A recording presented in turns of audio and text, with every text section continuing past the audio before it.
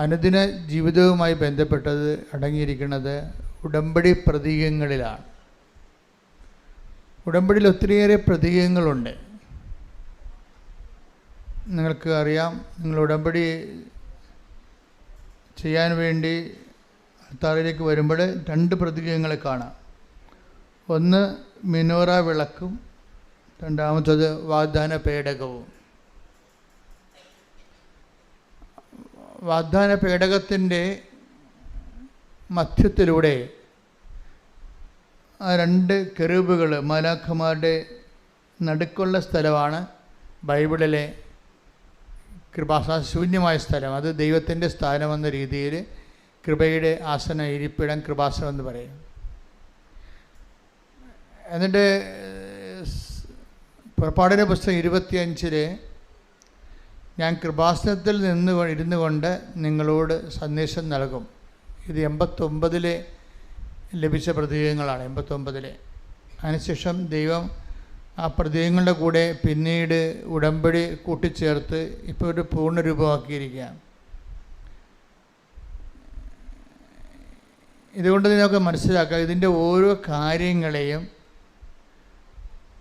കൃത്യമായി മനസ്സിലാക്കി ആണ് അതിൻ്റെ അകത്ത് നമ്മൾ ഇൻവെസ്റ്റ് ചെയ്യണമെന്നുണ്ടെങ്കിൽ ഉടമ്പടി നല്ല സ്കീമാണ്. പക്ഷേ മനുഷ്യരുടെ സ്വഭാവമായിട്ട് ഉടമ്പടി യോജിച്ച് പോകുന്നുണ്ടോ എന്ന് എനിക്കറിയത്തില്ല. മനുഷ്യരുടെ സ്വഭാവം അറിയാമല്ലോ, എല്ലാ ചിട്ടിയും കയറി എടുക്കും, എന്നിട്ട് 2 ഗഡുക്കൾ അടക്കും, എന്നിട്ട് ആ കാശം കൊണ്ട് തലയാൾ പോവും. അതാണല്ലോ മനുഷ്യരുടെ സ്വഭാവം. എല്ലാ ചിട്ടിയും കയറി പിടിക്കും. ആരെല്ലാം ചിട്ടി തുടങ്ങിയാലും ഒരു ആദ്യത്തെ ഗഡുക്കൾ കൊടുത്ത് ആ കാശും കിട്ടത്തില്ല, ചിട്ടി നമ്മൾ മുഴുവനാക്കുകയില്ല. ഇതാണ് മനുഷ്യരുടെ സ്വഭാവം. ഈ സ്വഭാവം കൊണ്ട് നിങ്ങൾ ഉടമ്പടിയിൽ വന്നു കഴിഞ്ഞാൽ അത് തന്നെ സംഭവിക്കും. എപ്പോഴും ഓർത്തേക്കണം. അപ്പോൾ ഈ കഴിഞ്ഞ ദിവസം ഒരു ഓഫീസർ എന്നെ വിളിച്ച്, എൻ്റെ കുറച്ച് റിലേറ്റീവ്സ് ഇന്ന് ഉടമ്പടി എടുക്കാൻ വരുന്നുണ്ട്, അച്ഛനെ അവർക്ക് കാണാൻ പറ്റുമോ ചോദിച്ചു. അപ്പോൾ ഓഫീസർ എന്നെ കുറച്ച് സഹായിച്ചിട്ടുള്ളതാണ്. ഞാൻ സാറേ, സാംസ്കാരികം വേറെ ആധ്യാത്മികം വേറെ. ഇവിടെ വരുമ്പോൾ നമ്മൾ തമ്മിലുള്ള ബന്ധങ്ങളൊന്നും ഇവിടെയില്ല. ഇവിടെ വരുമ്പോൾ ഉടമ്പടി കൈപൊള്ളണ പരിപാടിയാണ് എന്നവർ ആദ്യം പറഞ്ഞ് മനസ്സിലാക്കണം. ആദ്യം അതിൻ്റെ അകത്ത് നമ്മൾ ആദ്യം എന്നിട്ട് ദൈവം ചിന്തിക്കണത് നിങ്ങൾ ഇതിൽ സീരിയസ് ആണോ എന്നറിയാൻ വേണ്ടിയാണ്. കുറേ 0 അവേഴ്സ് ഉണ്ടാവും. 0 അവേഴ്സ് എന്ന് വെച്ച് കഴിഞ്ഞാൽ നോൺ റെസ്പോണ്ടിങ് ആയിട്ടുള്ള, നിങ്ങൾക്ക് ഭയങ്കര ഇപ്പം തന്നെ നടക്കുമെന്ന് പറഞ്ഞിട്ട് വരുന്ന കാര്യമാണ് ആയിരിക്കാം. പക്ഷേ ദൈവം നിങ്ങളുടെ ഈ പരവേശം കാണുമ്പോൾ തന്നെ ഒന്ന് ചവിട്ടിപ്പിടിക്കും. പക്ഷേ അവ ബുദ്ധിയുള്ളവരാണെങ്കിൽ ചവിട്ടിപ്പിടിക്കുമ്പോൾ തന്നെ ഒരുമാതിരിപ്പെട്ട ഈ ചുമ്മാ എടുത്ത് പരീക്ഷിക്കാൻ വന്ന ഉടമ്പടിയുടെ ഉപ്പ് നോക്കാൻ വന്ന ആൾക്കാർ അപ്പം തന്നെ വണ്ടി വിട്ട് പോയിക്കോളൂ. ദൈവം ഉദ്ദേശിക്കുന്നത് അതാണ്, ഞാനും ഉദ്ദേശിക്കുന്നത് അത് തന്നെ. എന്താ പ്രശ്നം വെച്ച് കഴിഞ്ഞാൽ ദൈവത്തിൻ്റെ സ്വഭാവം അറിയണമല്ലോ. ഞാനിങ്ങനെ എത്രയോ 4 വയസ്സ് മുതൽ കർത്താവിനെ കൂടെ നടക്കുന്നതാണ്. ഇപ്പോൾ ഏറെക്കുറെയൊക്കെ എനിക്ക് ദൈവത്തിൻ്റെ സ്വഭാവം ബൈബിളിൽ നിന്നും അറിയാൻ പറ്റും, ആയിരങ്ങളുടെ അനുഭവങ്ങളിൽ നിന്ന് അറിയാൻ പറ്റും, എൻ്റെ സ്വന്തം അനുഭവത്തിൽ നിന്ന് അറിയാൻ പറ്റും. ഇപ്പോൾ ഏറ്റവും വലിയ കാര്യം ദൈവത്തെ അറിയുക തന്നെയാണ്. അല്ല, നിങ്ങൾക്കൊരു ഇൻസിഡൻ്റ് ഉണ്ടായി, ഒരു ഈവൻസ് ഉണ്ടായി, അതിൻ്റെ വെളിച്ചത്തിൽ പെട്ടെന്ന് ദൈവത്തെ അറിയാമെന്ന് പറയുന്നത് നടക്കത്തില്ല. ഇതെന്ന് വെച്ച് കഴിഞ്ഞാൽ അതുകൊണ്ടാണ് ഈ ബൈബിള് വായിക്കണം, ബൈബിള് വ്യാഖ്യാനിച്ച് കേൾക്കണമെന്നൊക്കെ പറയണത്. ബൈബിള് വ്യാഖ്യാനിച്ച് കേൾക്കണത് എന്തിനാണ്? ബൈബിളിലൂടെയാണ് ദൈവം ചരിത്രത്തിലൂടെ ഇടപെട്ടിരിക്കുന്നത്. ദൈവം ഓരോ കാലത്ത് ചരിത്രത്തിലൂടെ ഇടപെട്ടിട്ടുണ്ട് ഓരോ വിഷയങ്ങൾക്കും.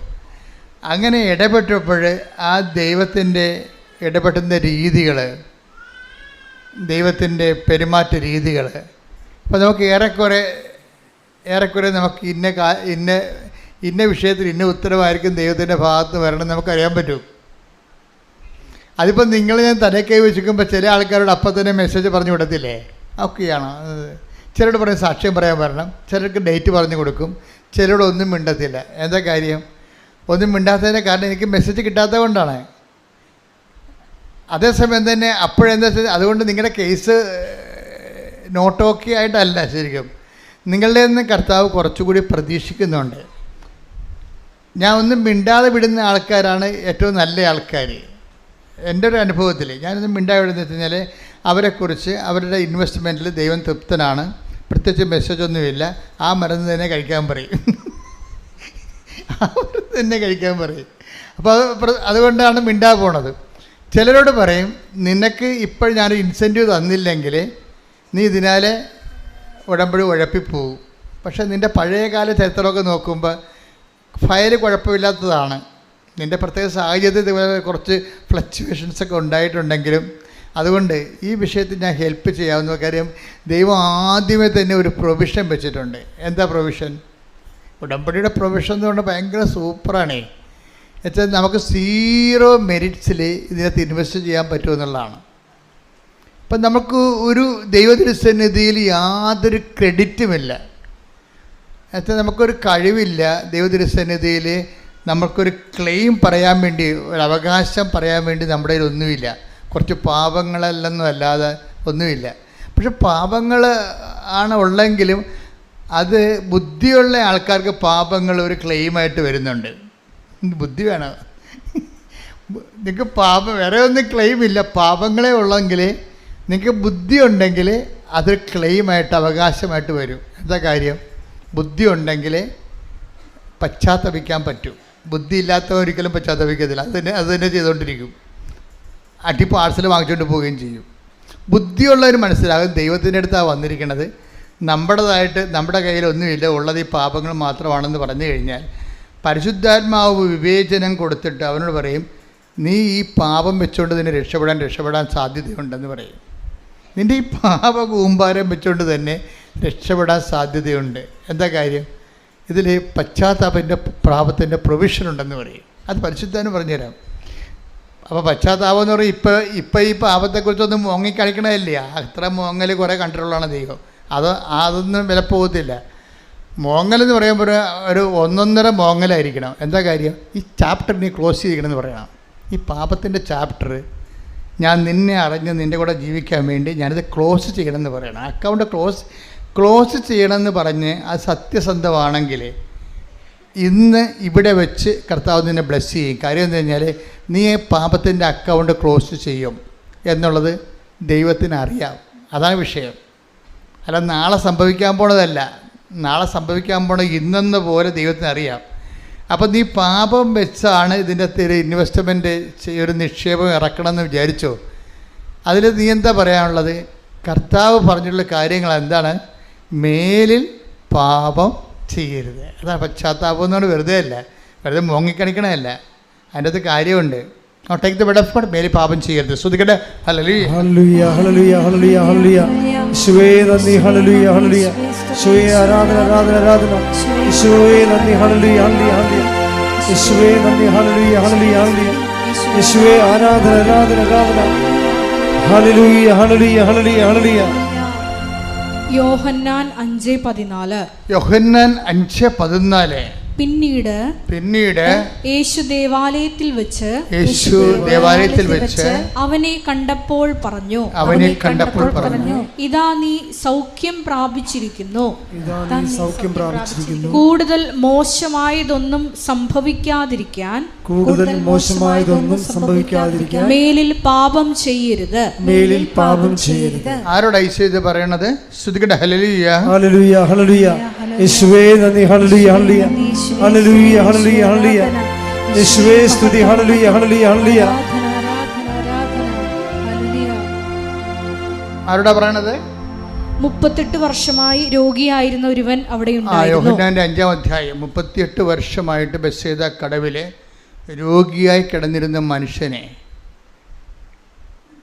അവൻ 0 മെറിറ്റിൽ കിടക്കുന്ന ആളാ. ആ ഭാഗം ഒന്ന് വായിച്ച്. ശ്രുതികട്ടെ. ഹല്ലേലൂയ ഹല്ലേലൂയ ഹല്ലേലൂയ. യോഹന്നാന്റെ സുവിശേഷം 5-ാം അധ്യായം 1 മുതലുള്ള തിരുവചനങ്ങൾ.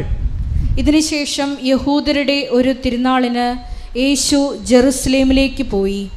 ജെറുസലേമിൽ അജകവാടത്തിനടുത്ത് ഹെബ്രായ ഭാഷയിൽ ബെത്സദ എന്ന് വിളിക്കുന്ന ഒരു കുളമുണ്ടായിരുന്നു. അതിന് 5 മണ്ഡപങ്ങളും. അവിടെ കുരുടരും മുടന്തരും തളർവാദക്കാരുമായ അനേകം രോഗികൾ കിടന്നിരുന്നു. 38 വർഷമായി രോഗിയായിരുന്ന ഒരുവൻ അവിടെ ഉണ്ടായിരുന്നു. അവൻ അവിടെ കിടക്കുന്നത് യേശു കണ്ടു. അവൻ വളരെ നാളായി കിടപ്പിലാണെന്ന് അറിഞ്ഞ് യേശു ചോദിച്ചു, സുഖം പ്രാപിക്കാൻ നിനക്ക് ആഗ്രഹമുണ്ടോ? അവൻ പറഞ്ഞു, കർത്താവേ, വെള്ളമിളകുമ്പോൾ എന്നെ കുളത്തിലേക്കിറക്കാൻ ആരുമില്ല. ഞാൻ എത്തുമ്പോഴേക്കും മറ്റൊരുവൻ വെള്ളത്തിൽ ഇറങ്ങിക്കഴിഞ്ഞിരിക്കും. യേശു അവനോട് പറഞ്ഞു, എഴുന്നേറ്റ് കിടക്കയെടുത്ത് നടക്കുക. അവൻ തൽക്ഷണം സുഖം പ്രാപിച്ച് കിടക്കയെടുത്ത് നടന്നു. അന്ന് സാബത്തായിരുന്നു. അതായത് വളരെയേറെ ചിന്തനീയമായ, ഇപ്പം നമുക്കിപ്പോൾ ഈശോ, ഞാനിത് പഠിച്ചു വന്നതല്ല, നോക്കി വന്നതല്ല, ഇപ്പോഴും ശുശ്രൂഷയുടെ സമയത്ത് ഈശോ നമുക്ക് വെളിപ്പെടുത്തി തന്ന ഒരു വചനഭാഗമാണ്. ഈ വചനഭാഗത്തു നിന്ന് ആദ്യം കിട്ടിയത് എന്താണ്? ഈ മനുഷ്യനോടാണ് പറയണത്, take the bed of God, നീ സൗഖ്യം പ്രാപിച്ചിരിക്കുന്നു. ഈ തലവാത രോഗി സുഖപ്പെട്ടു. പക്ഷെ സുഖപ്പെട്ട ആളോട് എന്താ പറഞ്ഞിരിക്കണത്? മേലിൽ പാപം ചെയ്യരുത്. അപ്പം അതിൽ നമുക്ക് എന്ത് മനസ്സിലാകും? 38 വർഷമായിട്ട് ഇവൻ തളർന്നു കിടന്നതിൻ്റെ കാരണം പാപമായിരുന്നു എന്നുള്ളതല്ലേ എൻ്റെ സൂചന? അതല്ലേ പിടിയില്ലേ? ഈ വാദം പിടിച്ച് കിടക്കാനുള്ള പ്രധാനപ്പെട്ട കാര്യം, ഗതി പിടിക്കാതെ ഇങ്ങനെ കിടന്നതിൻ്റെ കാരണം എന്താണ്? ദൈവത്തിന് ഇടപെടാൻ പറ്റാത്തൊരു സാഹചര്യമാണ്. പക്ഷേ ദൈവത്തിന് ഇടപെടാൻ പറ്റാത്തൊരു സാഹചര്യമാണ്, പാപാവസ്ഥയാണ് ഈ ജീവിതത്തിലുള്ളത്. ചിലപ്പോൾ നിലപാടാകാം, ചിലപ്പോൾ അയാളുടെ തൻപോരിമ മനോഭാവമാകാം. ആരും എനിക്ക് ആവശ്യമില്ല, എനിക്ക് പണമുണ്ട്, എനിക്ക് ആരോഗ്യമുണ്ട്, എനിക്ക് പാർട്ടിയുണ്ട്, എനിക്ക് ആസ്തിയുണ്ട് എന്നൊക്കെ പറഞ്ഞുകൊണ്ട് ബലം പിടിക്കുന്ന ആൾക്കാരില്ലേ, മസിൽ പിടിക്കണ. അങ്ങനെ ഒരു മസിൽ പിടിക്കുന്ന ആളായിരിക്കും ചിലപ്പോൾ ഇയാൾ. ദൈവത്തിന് ആവശ്യമില്ല എന്ന്. അപ്പോൾ അതുകൊണ്ട് എനിക്ക് പള്ളിയിൽ പോകേണ്ട ആവശ്യമില്ല എന്നൊക്കെ ചില ആൾക്കാർ പറയത്തില്ല. അതുപോലെ എന്തൊരു കക്ഷിയാണ് ഇയാൾ.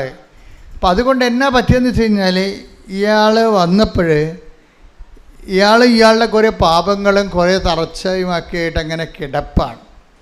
പക്ഷേ ഇയാൾക്കൊരു കാര്യമുണ്ട്, ഇയാൾ ഈ ഹുങ്കെല്ലാം മാറി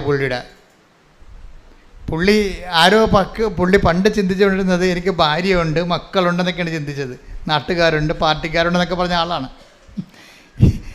ഇയാൾ. പണ്ടിങ്ങനെ അല്ലായിരുന്നു, ഇപ്പോഴാണ് ഇയാളിങ്ങനെ 20 പരുവപ്പെട്ടത്. ഇയാൾ പണ്ടിങ്ങനെയല്ല, ഇയാൾക്ക് പലരും ഉണ്ട്.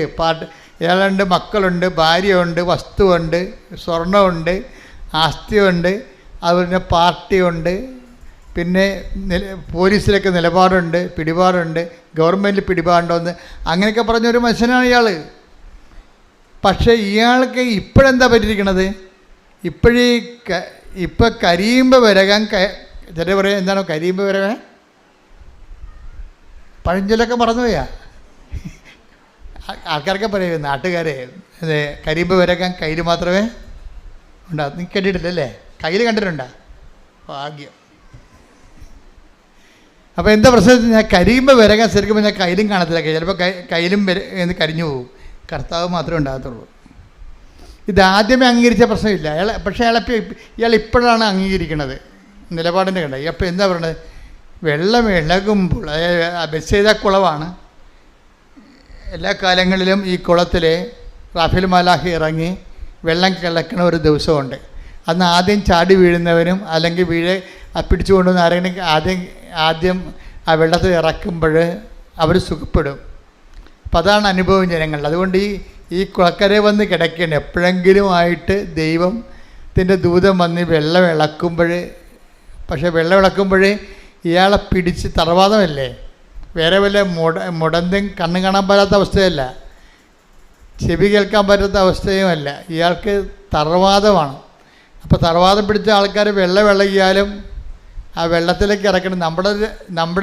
നമ്മുടെ രീതിയിലുള്ള കുളമല്ലത്. കാര്യം ഞാൻ ഈ ബസ് ചെയ്ത കുളത്തിൽ പോയതാണ്, കണ്ടതാണ്. അപ്പോൾ എന്ത് സംഭവിച്ചു കഴിഞ്ഞാൽ, അത് ഈ കൃപാസനത്തിൻ്റെ ഇത്രയും തന്നെ വീതി നീളമുണ്ട്. നിങ്ങൾ ഇത്രയും ഇരിക്കുന്ന വീതി നീളമുണ്ട്, ചതുരമുണ്ട്. ഒരു 8 അടിയോളം ചെങ്കല്ല് അറുത്ത് വെച്ചിരിക്കുന്നതാണ്. ഇപ്പോൾ അവിടെ വെള്ളമില്ല. അത് ജെറുസലേമൊക്കെ ആയിട്ടും ജോർദാൻ നദിയൊക്കെ ആയിട്ടും അടിയിൽ ടണലിലൂടെ പണ്ട് ബന്ധം ഉണ്ടായിരുന്ന ഒരു ഇതാണ്. ഇപ്പോൾ അവിടെ ഒന്നുമില്ല, ഇപ്പോൾ ഉണങ്ങിക്കിടക്കുകയാണ്. പക്ഷേ ഈ കുളത്തിലേക്കാണ് ഈ മനുഷ്യനെ ഇറക്കണമെന്ന് വെച്ച് കഴിഞ്ഞാൽ ആരെങ്കിലും ഒരാൾ വേണം. നമുക്കാണെങ്കിൽ നമ്മുടെ കുളങ്ങളൊക്കെ ഇങ്ങനെയല്ലേ കിടക്കും, ചരിഞ്ഞ് കിടക്കാൻ വേണ്ടി തീട്ടി വരാം. തീട്ടിയാലൊന്നും പറ്റത്തില്ല ഇവിടെ. ആരെങ്കിലും ഹെൽപ്പ് ചെയ്യണം, അല്ലെങ്കിൽ മുഞ്ഞും കുത്തി അഴ വീഴും. ആ രീതിയിലാണ് കിടക്കുന്നത്. അപ്പം ഇങ്ങനെ ഒരു അവസ്ഥയിൽ ഇയാളെ പണ്ട് ആരോ ഉണ്ടായിരുന്നു, ഇപ്പോഴ് ഈ വെള്ളം ഇളകും, ഇളകും, ഇപ്പോഴ് കുളത്തിൽ ഇറക്കാൻ പറ്റും, സുഖപ്പെടും. അങ്ങനെ പല പ്രാവശ്യം ട്രൈ കഴിഞ്ഞതാണ്. അവസാനം അവരും അടുത്തിട്ടിട്ടും പോയി, വൈഫ് പോയി. ബൈബിളിൽ ആദ്യം ഡൈവേഴ്സായ ഒരു മനുഷ്യനെ, പ്രയാസങ്ങൾ വന്ന ഭർത്താവ് ഇട്ടും പോയ ആദ്യത്തെ ആളാണിത്. ഞാൻ ഈ പ്രയാസങ്ങൾ വരുമ്പോൾ ഭർത്താവ് ഇട്ടും പോണ ഒത്തിരി സ്ത്രീകളെ കണ്ടിട്ടുണ്ട്. ഇവിടെ വരും, ഇടയ്ക്ക് ആൾക്കാർ വരും. ഇപ്പം ഞാനിങ്ങനെ കുത്തി ചോദിക്കും, നിങ്ങളാണോ പോയത്, അയാളാണോ പോയതെന്നൊക്കെ ചോദിക്കും. എനിക്ക് തലയൊക്കെ വയ്ക്കുമ്പോൾ സംശയം തോന്നും, ഇവർ ഭയങ്കര മോങ്ങി വല്ലാത്ത സെൻറ്റിമെൻ്റ് അടിച്ചായിരിക്കും എന്നോട് പറയണത്. പക്ഷേ തലയൊക്കെ വയ്ക്കുമ്പോൾ എനിക്ക് കള്ളനും വെള്ളിയും പിടി കിട്ടും, ഇവരാണ് ഇൻഡാസെന്ന് എനിക്കറിയാൻ പറ്റും. അപ്പം ഞാൻ ചോദിക്കുന്നത്, നിങ്ങളല്ലേ ആദ്യം പോയത്, എന്നിട്ട് ഇപ്പം എന്തിനാണ് ഒരുമിക്കണമെന്ന് പറഞ്ഞ് മോങ്ങണത്? ഇപ്പം ഇവർ കാര്യം വെച്ചാൽ അതായത് ഇവർ പണ്ട് ഇതുപോലെ ദാഠ്യം പിടിച്ച് പോയ ആളാണ്. പലരെയും കണ്ടാണ് പോയത്. അപ്പനും അമ്മയും ഉണ്ടായിരുന്നു പോണ കാലത്ത്. അപ്പോൾ നീ ഇങ്ങോട്ട് പോയി, അമ്മ ഉണ്ടല്ല, അമ്മയെ സംബന്ധിച്ചിടത്തോളം മരുമകളുടെ ശല്യത്തിൽ നിന്ന് ഒഴിവാക്കാൻ വേണ്ടി നിങ്ങളെ കൊണ്ടൊന്ന് അടവെക്കും. മരുമകൾ വലിയ വീട്ടിൽ ജിന്നാണെങ്കിൽ അവരെ ഒന്ന് ഒതുക്കി നിർത്താൻ വേണ്ടി മകളെ പിടിച്ച് ഡൈവേഴ്സാക്കി വീട്ടിൽ നിർത്തും അമ്മമാർ. ചില അമ്മമാരുണ്ട്. അപ്പോൾ അതുകൊണ്ട് അത് അവരുടെ വർത്തമാനം കേട്ടിറക്കി ഇവർ ചാടി ഭർത്താവിനും തേച്ചിട്ടും പോരണത്. പോന്നു കഴിയുമ്പോൾ കുറച്ച് കഴിയുമ്പോൾ ഇതൊക്കെ ചത്തുപോകില്ല. ദൈവം ഏറ്റവും ഈ ലോകത്ത് വെച്ചിരിക്കുന്ന ഏറ്റവും സുന്ദരമായ സാധനം മരണമാണ്. ഞാൻ വളരെ മരണത്തെക്കുറിച്ച് ചിന്തിച്ച് ആസ്വദിക്കുന്ന ഒരാളാണ് ഞാൻ. എന്നുവെച്ചാൽ ഈ ഭൂമിയിലുള്ള എല്ലാവിധ വിഷയങ്ങൾക്കും പരിഹാരം എന്ന് പറയണത്, അന്തിമ പരിഹാരം എന്താണ്? മരണമാണ്. മരണം ഒരു ക്രിസ്ത്യൻ, ഒരു കർത്താവിൽ, ഈശോയിൽ, ക്രിസ്ത്യൻ എന്നല്ല മതപരമായിട്ട് പറയുകയല്ല, ഈശോയിൽ വിശ്വസിക്കുന്ന എന്തുമാത്രം അക്രൈസ്തവരുണ്ട്. ഇപ്പോൾ ഒരു ഈശോയിൽ വിശ്വസിക്കുന്ന ഒരു മനുഷ്യനെ സംബന്ധിച്ചിടത്തോളം മരണം എല്ലാത്തിൻ്റെ ഒരു തുടക്കമാണ്, എല്ലാത്തിൻ്റെ ഒരു പരിഹാരമാണ്, എല്ലാത്തിൻ്റെ ഒരു റിട്ടാലിയേഷനാണ്. നമുക്ക് നഷ്ടപ്പെട്ടതെല്ലാം തിരികെ ലഭിക്കുന്നത്. നമ്മൾ ഈ ഒരാളെ വെച്ചാണ് ജീവിച്ചിരിക്കുന്നത്, ഒരാളിൻ്റെ വാക്കും പ്രതിയാണ് ജീവിച്ചിരിക്കുന്നത്. ഈ ഒരാളുടെ വാക്കും പ്രതിയാണ് ക്ഷമിച്ചു കൊടുത്തിരിക്കുന്നത്. ഇയാളിൻ്റെ വാക്കിനെ ഓർത്തിട്ടാണ് നമ്മൾ കോംപ്രമൈസ് ചെയ്തിരിക്കുന്നത്, എല്ലാം യേശുക്രിസ്തുവിൻ്റെ നാമത്തിൽ. അപ്പോൾ അതുകൊണ്ടാണ് ബൈബിൾ പറയണത്, ഇതാ ഞാൻ വരുന്നു, എൻ്റെ സമ്മാനവും കൊണ്ട് വരുന്നു എന്ന്. Take the word of God. വെളിപ്പാടിന്റെ പുസ്തകം 22:12. ഇതാ ഞാൻ വേഗം വരുന്നു. എന്നിട്ട് പറഞ്ഞ, ഇതാ ഞാൻ വേഗം വരുന്നു, എൻ്റെ സമ്മാനവും ഞാൻ കൊണ്ടുവരുന്നുണ്ട്. ഓരോരുത്തർക്കും സ്വന്തം പ്രവൃത്തികൾക്കനുസൃതം പ്രതിഫലം നൽകാനാണ് ഞാൻ വരുന്നത്. അപ്പോൾ ഇതിൻ്റെ വിഷയം എന്ന് പറയണത്, നമ്മൾ ഈ ലോകത്ത് ജീവിക്കുമ്പോൾ പലപ്പോഴും പല കാര്യങ്ങൾക്കും നമ്മൾ പ്രക്ഷുബ്ധരാണ്. എന്താണ്? നമ്മളോട് അനീതി കാണിച്ചു, അല്ലേ? അങ്ങനെ പറയുന്നവരുണ്ട്. എന്നോട് അനീതി കാണിച്ചു എന്ന് പറയുന്നവർ ഒത്തിരി പേരുണ്ട്. ചിലക്ക് എന്നോട് പറയേണ്ട, അച്ഛാ ഞാൻ പള്ളിക്കറുത്തില്ല, എനിക്ക് ജോലി കിട്ടേണ്ടതായിരുന്നു, എനിക്ക് ജോലി തന്നില്ലെന്ന് പറയും, സഭയിൽ നിന്ന് ജോലി കിട്ടിയില്ലെന്ന് പറയും. അപ്പം അങ്ങനെ ഓരോരുത്തർക്കും ഓരോ തരത്തിലുള്ള കാര്യം. എല്ലാവരും ഒപ്പിച്ച് സഭയ്ക്കും ജീവിക്കാൻ പറ്റത്തില്ല. കുടുംബത്തിൽ പോലും എല്ലാ മക്കളെയും ഒപ്പിച്ച് മാതാപിതാക്കന്മാർക്ക് ജീവിക്കാൻ പറ്റണില്ലല്ലോ. ഭാഗ്യമുണ്ടോ? ഇല്ല. എല്ലാ മക്കളെയും ഒപ്പിച്ച് കുടുംബത്തിലുള്ള അപ്പനും അമ്മയ്ക്കും ജീവിക്കാൻ പറ്റുന്നുണ്ടോ? ഇല്ല. ക്ലിയർ അല്ലേ? അപ്പോൾ എപ്പോഴായാലും എവിടെ നിന്നായാലും നമുക്ക് ഇങ്ങോട്ട് കിട്ടാനുള്ള കുറേ കേസുകളുണ്ടാവും. പക്ഷേ ഇങ്ങോട്ട് കിട്ടാനുള്ള കേസിലാണ് ഈ വിഷയം സെറ്റ് ചെയ്യണത്. ഇതെന്താ കാര്യം? ഇവർക്കാണ് നമ്മൾ ദൈവം റിട്ടാലിയേറ്റ്, ദൈവത്തിൻ്റെ നീതി, ദൈവം നീതിമാനാണെന്ന് പറയുന്നത് എന്താ കാര്യം? അതായത് ബൈബിള് മനുഷ്യന്മാരെ എല്ലാം പഠിച്ചിട്ട്, അവൻ്റെ ഇഹവും പരവും പഠിച്ചിട്ട്, അവൻ്റെ ഭൂതവും വർത്തമാനവും ഭാവിയും പഠിച്ചിട്ട്, അവൻ്റെ പ്രകൃതി പഠിച്ചിട്ട്, അവൻ്റെ മനസ്സിൻ്റെ ഘടനയും പെരുമാറ്റശീലങ്ങളും അതിൻ്റെ കാലാവസ്ഥ ഭേദങ്ങളും എല്ലാം പഠിച്ചിട്ടാണ് ബൈബിള് വിവേചനം നൽകിയിട്ട് നിർദ്ധാരണം നൽകുന്നത്. ചില കാര്യങ്ങൾക്ക് ഇവിടെ വെച്ച് സെറ്റിൽമെൻ്റ് ഇല്ലെന്നാണ്. കറക്റ്റല്ലേ? ചില കാര്യങ്ങൾക്ക് സെറ്റിൽമെൻ്റ് ഇല്ല. അതുകൊണ്ട് നിങ്ങൾ അങ്ങോട്ടും ഇങ്ങോട്ടും ഓവറായിട്ട് വഴക്കിട്ടിട്ട് കാര്യമില്ല. വഴക്കിട്ട് സ്നേഹം പിടിച്ചു പറ്റാൻ പറ്റുമോ? ഒരിക്കലും പറ്റത്തില്ല. നിങ്ങൾ ഓരോരോ കാര്യം നിങ്ങളിപ്പോൾ ഭർത്താവിനോട് പറയും, അല്ലെങ്കിൽ ഭാര്യയോട് പറയും, ഏട്ടോ മനുഷ്യ, നിങ്ങൾ പഴയതൊക്കെ മറന്നു പോയല്ലേ, നിങ്ങൾ ഇന്ന അവസ്ഥ കിടന്നപ്പോൾ ഞാനേ ഉണ്ടായിരുന്നുള്ളൂ, ഈ നാട്ടുകാർ ഈ പറയുന്ന ആൾക്കാർ കേമന്മാരും ഇല്ലായിരുന്നു. അതൊക്കെ പറയും, ഒരു കാര്യമില്ല, മിണ്ടാതിരിക്കണം നല്ലത്. ഇത് കണ്ടുപിടിച്ചാൽ മതി. അവളുടെ അമ്മ എല്ലാം ഹൃദയത്തിൽ സംഗ്രഹിച്ചു. എന്താണ്? സമ്മാനത്തെക്കുറിച്ച് ബോധമുണ്ട്. ശ്രദ്ധിക്കടാ. ഹല്ലേലൂയ. ഹല്ലേലൂയ ഹല്ലേലൂയ ഹല്ലേലൂയ ഹല്ലേലൂയ. യേശുവേ നന്ദി. ഹല്ലേലൂയ ഹല്ലേലൂയ ഹല്ലേലൂയ. യേശുവേ ആരാധന ആരാധന ആരാധന. യേശുവേ നന്ദി. മഹത്വം മഹത്വം മഹത്വം. ഈശോയുടെ അമ്മ ഈ വിഷയത്തെക്കുറിച്ച് നല്ല ജ്ഞാനമുണ്ട്. അതുകൊണ്ടാണ് പല വിഷയങ്ങൾക്കും ഈശോയുമായിട്ടുള്ള ഇഷ്യൂസ് ഉണ്ടാകുമ്പോഴും അമ്മ എന്തു ചെയ്യും? ഹൃദയത്തിൽ സംഗ്രഹിച്ച് കളയും. എന്ന് വെച്ച് കഴിഞ്ഞാൽ അതിനെക്കുറിച്ച് ഇഷ്യൂ ഡെവലപ്പ് ചെയ്തെടുക്കത്തില്ല. എന്താ കാര്യം? ഇതിനെല്ലാം അപ്പായുടെ പേരിൽ അന്ന് പറഞ്ഞതാണ്. എന്താ പറഞ്ഞത്? ഇതാ കർത്താവിൻ്റെ ദാസി എന്ന് പറഞ്ഞു. അതിന് തെരുവാർത്താവനായിപ്പോയി.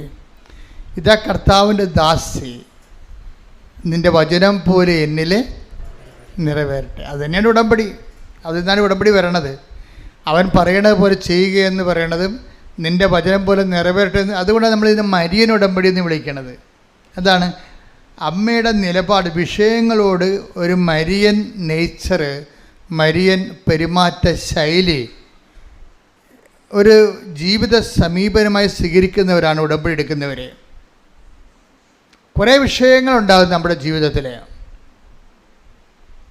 പല വിഷയങ്ങൾക്ക് ഉത്തരം ചിലതിന് കാത്തിരിക്കേണ്ടി വരും. നമ്മൾ കർത്താവ് കാത്തിരിക്കുക എന്ന വാക്ക് ഒത്തിരി പ്രാവശ്യം ഉപയോഗിച്ചതാണ്.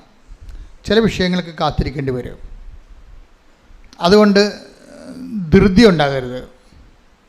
ദൈവവുമായിട്ടുള്ള റിലേഷൻസിൽ എപ്പോഴും ധൃതി കുറഞ്ഞിരിക്കണം.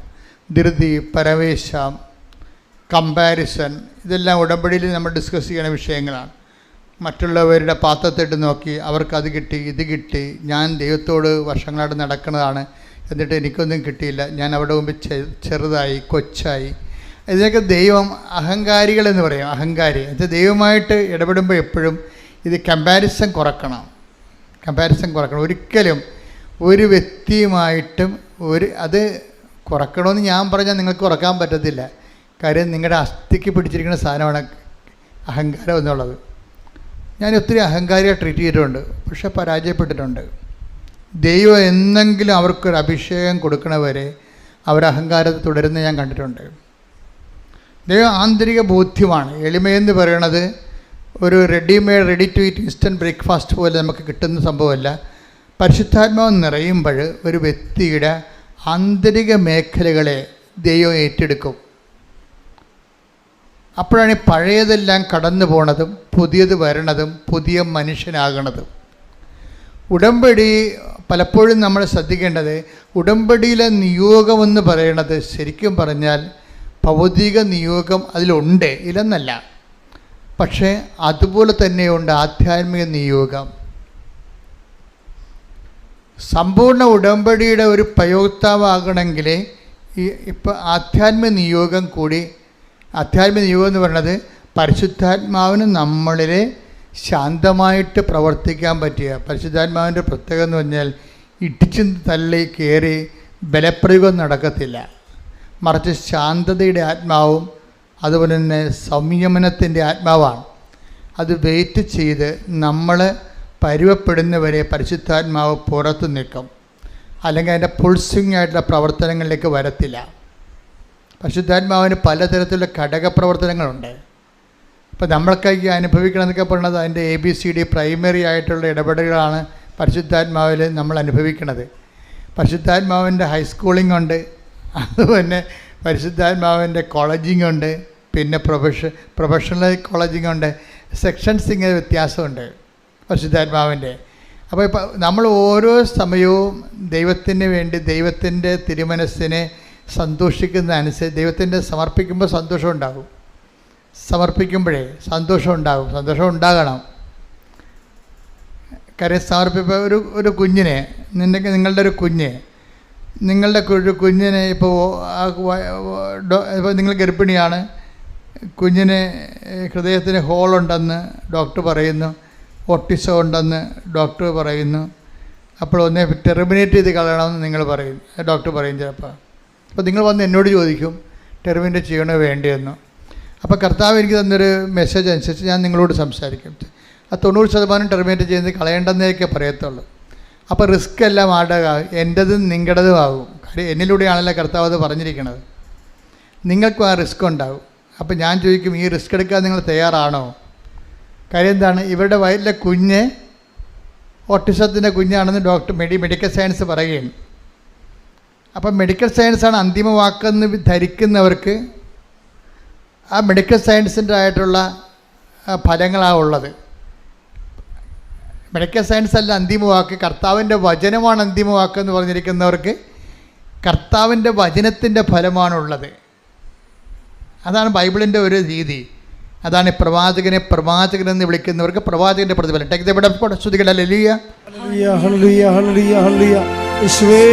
ഇരിക്കുന്നവന് പ്രവാചകനായി സ്വീകരിക്കുന്നവന് പ്രവാചകന്റെ പ്രതിഫലവും നീതിമാനായി സ്വീകരിക്കുന്നവന് നീതിമാന്റെ പ്രതിഫലവും ലഭിക്കുന്നു. അതായത് പ്രവാചകനെ നീതിമാനായിട്ട് കണക്കാക്കുന്നവന് പ്രവാചകന്റെ പ്രതിഫലം ലഭിക്കത്തില്ല. അതാണ് വിഷയം. നിങ്ങൾ എങ്ങനെയാണ് ഈ വിഷയത്തെ സമീപിക്കുന്നത്? നിങ്ങൾ ദൈവവചനത്തിനാണ് മോർ ഇമ്പോർട്ടൻസ് കൊടുക്കുക. അപ്പം ഞാൻ ഇവരുടെ ഹിസ്റ്ററി തിരക്കും. അപ്പം നിങ്ങളെ കുഞ്ഞിനെ ഇങ്ങനെ അബോട്ട് ചെയ്ത് കളയണമെന്ന് പറഞ്ഞു കഴിഞ്ഞാൽ ഞാൻ പിന്നെ ഉടനെ ഇവിടെ ഇൻഫ്രാസ്ട്രക്ചറാണ് അന്വേഷിക്കുന്നത്. നിങ്ങൾ ദൈവവചനത്തിന് വേണ്ടി നേരത്തെ ജീവിച്ചിട്ടുണ്ടോ? ദൈവവചനത്തിൻ്റെ ഗുണങ്ങൾ നിങ്ങൾക്കറിയാവോ? ദൈവവചനത്തിനെക്കുറിച്ച് നിങ്ങൾക്ക് ആഴമായ ബോധ്യമുണ്ടോ? കർത്താവ് ഇങ്ങനൊരു വചനം പറഞ്ഞാൽ വിശ്വസിക്കാനുള്ള കഴിവുണ്ടോ? കുറേ ചോദ്യങ്ങൾ ചോദിക്കും. ചോദ്യങ്ങളെല്ലാം നോക്കുകയാണെങ്കിൽ ഞാൻ പറയും, കീപ് ദ ചൈൽഡ്, കുഞ്ഞിനെ സൂക്ഷിക്കുക. കർത്താവ് ഇതിൻ്റെ എന്തെങ്കിലും കേടുണ്ടെങ്കിൽ ഗർഭത്തിൽ വെച്ച് തന്നെ കർത്താവ് ഇതിനെ പരിഹരിച്ചിട്ട് നിനക്ക് ആരോഗ്യമുള്ള കുഞ്ഞിനെ തരും. എന്താണ്? അവൾക്ക് എൻ്റെ കഴിവുണ്ട്. കർത്താവിൻ്റെ വചനം വിശ്വസിക്കാൻ ഒരു കഴിവ് വേണം. ഈ ദിവസങ്ങളിലെ സിമി ജോൺ എന്നും പറഞ്ഞൊരു മോളൊരു സാക്ഷ്യം പറഞ്ഞായിരുന്നു. സിമി ജോണിൻ്റെ കുറേ സാക്ഷ്യങ്ങളുണ്ട്. അതിൽ ഒരു സാക്ഷ്യം എനിക്കിഷ്ടപ്പെട്ടതെന്ന് വെച്ച് കഴിഞ്ഞാൽ, സിമി ജോണിന് 6 പ്രാവശ്യം മറ്റേ OETക്ക് തോറ്റ്. 6 പ്രാവശ്യം OETക്ക് തോറ്റെന്ന് പറയുമ്പോൾ ഒരു വല്ലാത്ത തോൽവിയായി. ഇപ്പം 6 പ്രാവശ്യമൊക്കെ തോക്കുമ്പോൾ ഒരു മനുഷ്യൻ ചിലരുടെ കോൺഫിഡൻസ് പോകും, ചിലരുടെ കോൺഫിഡൻസ് കിട്ടും. എന്ന് വെച്ച് കഴിഞ്ഞാൽ പരിശുദ്ധാത്മാവ് നിറഞ്ഞ് ഈ നിരാശയുടെ വിഷയം കാണുന്നവർക്ക് കോൺഫിഡൻസ് പോയിക്കൊണ്ടിരിക്കും. അല്ല, ഇത്രയും 6 പ്രാവശ്യം തോറ്റതല്ലേ, അത് തന്നെയാണ് എൻ്റെ ജയം എന്ന് പറഞ്ഞുകൊണ്ട് എൻ്റെ കർത്താവ് ഞാനൊരു ബിലോ ആവറേജ് സ്റ്റുഡൻ്റാണ്, എന്നെ ഇവിടം വരെ എത്തിച്ചില്ലേ, എൻ്റെ റിസൾട്ടിൽ മാറ്റമുണ്ടല്ലോ, പോസിറ്റീവായിട്ട് ചേഞ്ച് ഉണ്ടല്ലോ, അപ്പോൾ 7ാമത്തെ പ്രാവശ്യം ജയിക്കും എന്ന് പരിശുദ്ധാത്മാവ് അവർക്ക് തോന്നിക്കും. അപ്പോൾ അതാണ് നമ്മുടെ ഇൻഫ്രാസ്ട്രക്ചർ എന്താണ്, അതനുസരിച്ചാണ് ദൈവം പ്രവർത്തിക്കുന്നത് അതിൻ്റെ അകത്ത്. അപ്പോൾ ഉടനെ അവർക്ക് പ്രത്യാശ ഉണ്ടാകും. അവർ സന്തോഷത്തോടെ വന്ന് 7ാം പ്രാവശ്യം എഴുതും. ഈ സിമി ജോണിനെ സംബന്ധിച്ചിടത്തോളം പ്രത്യാശയുമില്ല, നിരാശയുമില്ല, ജീവിക്കണമെന്നുള്ള ആഗ്രഹം മാത്രമേ ഉള്ളൂ, ആശ മാത്രമേ ഉള്ളൂ. അങ്ങനെ ഉണ്ടാകത്തില്ല, അവർക്ക് ന്യൂട്രൽ കേസ് ഉണ്ടാവും. പ്രത്യാശയുമില്ല, നിരാശയുമില്ല, പിന്നെന്താ ഉള്ളത്? ജീവിക്കണമെന്നുള്ള ആശ. ഞാൻ ഇത്രയും പൈസ ഇതിനത് ഇൻവെസ്റ്റ് ചെയ്ത് 35 രൂപ വേണമല്ലോ OETക്ക് ഒരു പ്രാവശ്യം. അപ്പോൾ അവസാനം വന്നപ്പോൾ ഈ 7ാമത്തെ പരീക്ഷയുടെ സമയം വന്നപ്പോൾ ഇവർക്ക് ജലദോഷം, പനി, തൊണ്ടകാഴ്ച, ചുമ, അതങ്ങനെ ന്യൂമോണിയയിലായിട്ട് പോയിക്കൊണ്ടിരിക്കുകയാണ്. സംസാരിക്കാൻ പോലും പറ്റണില്ല. അപ്പോൾ അവർക്ക് തോന്നി, ഈ സിമിജോനെ നോക്കി, പരീക്ഷ ഒന്ന് എക്സ്റ്റെൻഡ് ചെയ്യാം, കാര്യം ക്ഷീണമാണല്ലോ, രോഗമാണല്ലോ, എക്സ്റ്റെൻഡ് ചെയ്തേക്കാമെന്ന് വിചാരിച്ച്. അപ്പോൾ അവർ ഇതിൻ്റെ ഓഫീസിൽ വിളിച്ചു ചോദിച്ചു, എനിക്ക് പാടില്ല, ഞാൻ കിടപ്പാണ്, എനിക്ക് 7ാമത്തെ പരീക്ഷ എഴുതാൻ പറ്റുമെന്ന് തോന്നണില്ല, അപ്പോൾ എനിക്ക് എക്സ്റ്റെൻഡ് ചെയ്ത് തരണമെന്ന് പറയും. ഉടനെ അവർ പറയും, എക്സ്റ്റെൻഡ് ചെയ്യാൻ കുഴപ്പമില്ല, 14,000 രൂപ എക്സ്ട്രാ കെട്ടിവെക്കാൻ പറയും. 15,000 രൂപ കെട്ടിവെക്കണമല്ലോ. അപ്പോൾ എക്സ്റ്റെൻഡ് ചെയ്യണമെന്നുണ്ടെങ്കിൽ 14,000 രൂപ എക്സ്ട്രാ കെട്ടിവെക്കാൻ പറയും. അപ്പോൾ അതോടുകൂടി പറഞ്ഞ് അവൾ ഭയങ്കര പാവപ്പെട്ട പെണ്ണാണ്, അതുകൊണ്ട് അത് പൈസ ഇല്ല, കാര്യം ഇത്രയും എഴുതിയില്ലേ, 35 രൂപ വെച്ച് 6 പ്രാവശ്യം ഓൾറെഡി കൊടുത്തു. ഇപ്പോൾ എക്സ്റ്റെൻഡ് ചെയ്യാൻ വന്നപ്പോൾ വീണ്ടും ആ 35ൻ്റെ കൂടെ വേറെ ഒരു 15 എന്ന് പറയുമ്പോൾ 49,000 രൂപ വരും. അപ്പോൾ ആ പൈസ വീട്ടിലില്ല.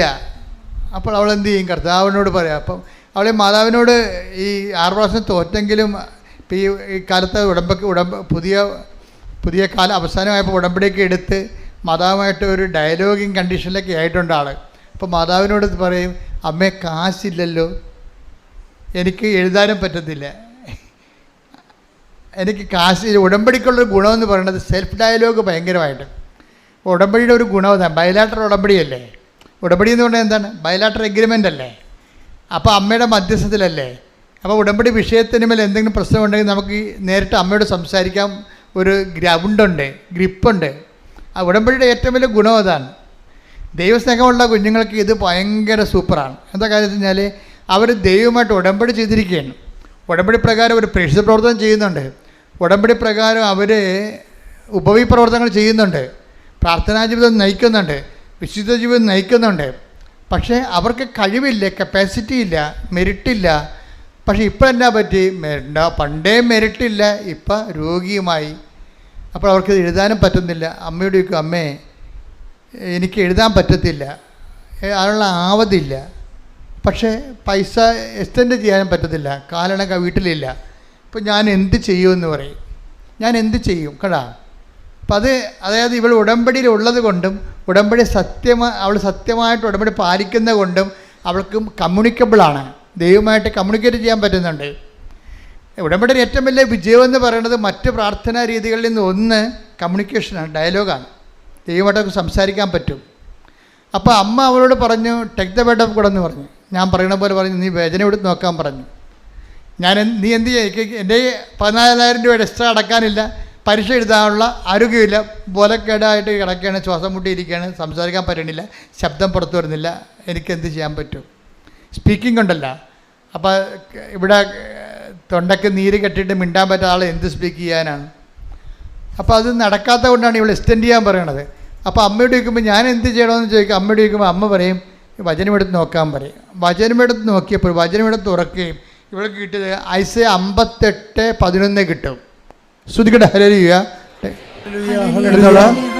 യെശയ്യാ 58:11. 58:11 യെശയ്യാ. കർത്താവ് നിന്നെ നിരന്തരം നയിക്കും.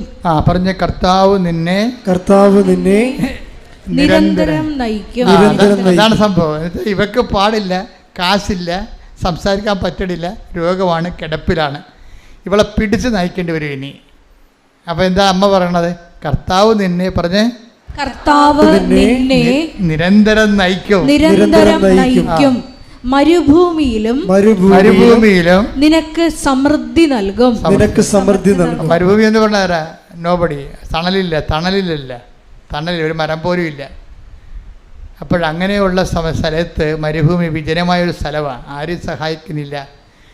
അപ്പോൾ മരുഭൂമിയിലും വിജനമായ സ്ഥലത്തും എന്താണ്? നിനക്ക് സമൃദ്ധി നൽകും. അതെ. നിന്റെ അസ്ഥികളെ ബലപ്പെടുത്തും.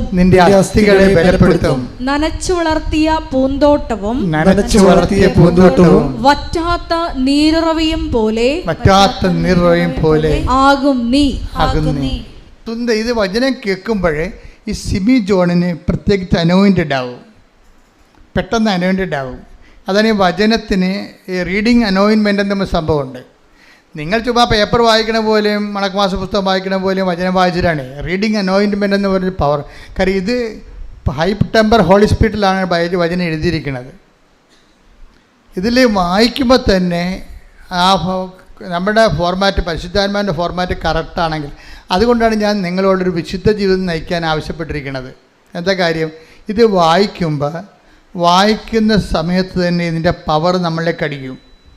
ഇപ്പോൾ സിമി ജോൺ പറയണത്, ഇത്രയും കേട്ടപ്പോൾ ഞാൻ ഓക്കെ ആയി, പെടൽ കണ്ടിച്ചാലും ഞാൻ എഴുതുമെന്ന് പറഞ്ഞു. അതാണ് വിഷയം. തീരുമാനം ആരുമില്ല, ഒരു അച്ഛനും ഇല്ല, കൗൺസിലറും ഇല്ല, ആരുമില്ല, കർത്താവ് അവളും മാത്രമേ ഉള്ളൂ. എന്താ ഇത്രയും കേട്ടപ്പോൾ? എന്താണ്? മരുഭൂമിയിൽ ഞാൻ നിന്നെ സന്ധിക്കും. പിന്നെ എന്തൊക്കെയാണ് പറയണത്? കുറേ കാര്യം പറയാനുണ്ട്. എന്താണ്? വായിച്ചോളൂ. കർത്താവ് നിന്നെ നിരന്തരം നയിക്കും. ഇനി നിന്നെ പരീക്ഷ വരെ നിനക്ക് പാടില്ലല്ലോ, നിന്റെ മെറിറ്റ് എല്ലാം പോയി. സംസാരിക്കാൻ സ്പീക്കിങ്ങിനുള്ള ആളിന് സംസാരിക്കാൻ പോയി പറ്റണില്ല. അപ്പോൾ ആ ഒരവസ്ഥയായി. പിന്നെ എന്താണ്? ഇനി നയിക്കണത് ആരായിരിക്കും? കർത്താവ് നിന്നെ പറഞ്ഞേ കർത്താവ് നിന്നെ നിരന്തരം നയിക്കും. നിരന്തരം കൈയടിക്കട്ടെ, ശ്രദ്ധിക്കട്ടെ. ഹല്ലേലൂയ, ഹല്ലേലൂയ, ഹല്ലേലൂയ, ഹല്ലേലൂയ. യേശുവേ ഹല്ലേലൂയ. ആരാധനയും സ്തുതിയും പുകഴ്ചയും ഉണ്ടായിരിക്കട്ടെ. അപ്പോൾ എപ്പോഴും ഉടമ്പടി എടുത്ത് ഉറങ്ങി ജീവിക്കുന്ന ആൾക്കാർ ശ്രദ്ധിക്കണം കേട്ടോ. നിങ്ങളൊന്ന് ഉണരണം. നിങ്ങളെ കൊണ്ടുവന്ന് ഇടിച്ചു തല്ലി കൊണ്ടുവന്ന് ചെയ്തിരിക്കുന്ന സംഭവമല്ല. ഉടമ്പടി ജീവിത ഫോർമാറ്റിലേക്ക് സത്യസന്ധമായിട്ട് നിങ്ങളെ ഉടമ്പടിയിലേക്ക് ഇറങ്ങി വരുമ്പോൾ ദൈവം ആരാണെന്ന് നിങ്ങൾ അറിയും. ഇപ്പോൾ ഇവരോട് എന്താ പറഞ്ഞിരിക്കണത്? ഇനി നീ പോകുന്നത് നിൻ്റെ എക്സ്പെൻസിലല്ല, എൻ്റെ എക്സ്പെൻസിലാണ്. നിന്നെ കൈപിടിച്ച് ഞാൻ നിരന്തരം നയിക്കും. നിന്നെ കൈപിടിച്ച് ഞാൻ നിരന്തരം നയിക്കും എന്ന് വെച്ച് കഴിഞ്ഞാൽ നീ ജയിച്ച് തിരിച്ച് ജോലി കിട്ടുന്നവരെ ഞാൻ നിന്നെ നയിച്ചുകൊണ്ട്. നിരന്തരം എന്ന് പറഞ്ഞിരിക്കണതേ ഭയങ്കരമാണ് ശരിക്കും പറഞ്ഞാൽ. അതുകൊണ്ട് ദൈവത്തിൻ്റെ ഒരു കൂറ് വഴി നടത്തൽ നിങ്ങൾക്ക് അവകാശമാക്കാനുള്ള യോഗ്യതയുണ്ട്. പക്ഷേ അവകാശമാക്കാനുള്ള പരിശ്രമം നിങ്ങളുടെ ഭാഗത്ത് നിന്ന് ഉണ്ടാകണം. ടെക്നിക്കലായിട്ട് ഗിമ്മിക്കുകൾ കാണിച്ചാലും ദൈവം വഴിപ്പെടത്തില്ല. എന്നാൽ പത്രം കൊടുക്കണം. ശരി, പത്രം കൊടുത്തേക്കാം. എത്ര ഉണ്ട്? 18 പേർക്ക് കൊടുക്കുക. തീർന്ന്. പിന്നെന്താ പറഞ്ഞ അച്ഛൻ എന്താ പറഞ്ഞത്? അച്ഛൻ പറഞ്ഞ കാരുണ്യം പറഞ്ഞു. ശരി, ഇത് വർക്കൗട്ട് ചെയ്യത്തില്ല. മര്യാദയ്ക്ക് ദൈവത്തോടാണ് ഈ ഉടമ്പടി ചെയ്തിരിക്കണത്. ദൈവം എന്നെ തൻ്റെ കൂടെ ജീവിക്കാൻ വേണ്ടി വിളിച്ചിരിക്കുകയാണ്. ഞാനിനി എൻ്റെ ജീവിതകാലം ദൈവത്തിന് ഒപ്പിച്ച് ജീവിക്കും എന്ന് ആദ്യമേ തന്നെ തീരുമാനിക്കണം. കാര്യം ഉടമ്പടി ബന്ധമല്ലേ. അല്ലാതെ നീ വിചാരിക്കണമെന്ന് നീ ഇപ്പോഴത്തെ തന്നെ പറയണത് പാസ്സാകണ വരെ ഇങ്ങനെയൊക്കെ കറങ്ങി നടക്കാമെന്ന് വിചാരിക്കും. അല്ലെങ്കിൽ ജോലി കിട്ടണ വരെ എന്നൊക്കെ നിൻ്റെ മനസ്സിലുണ്ടാകും.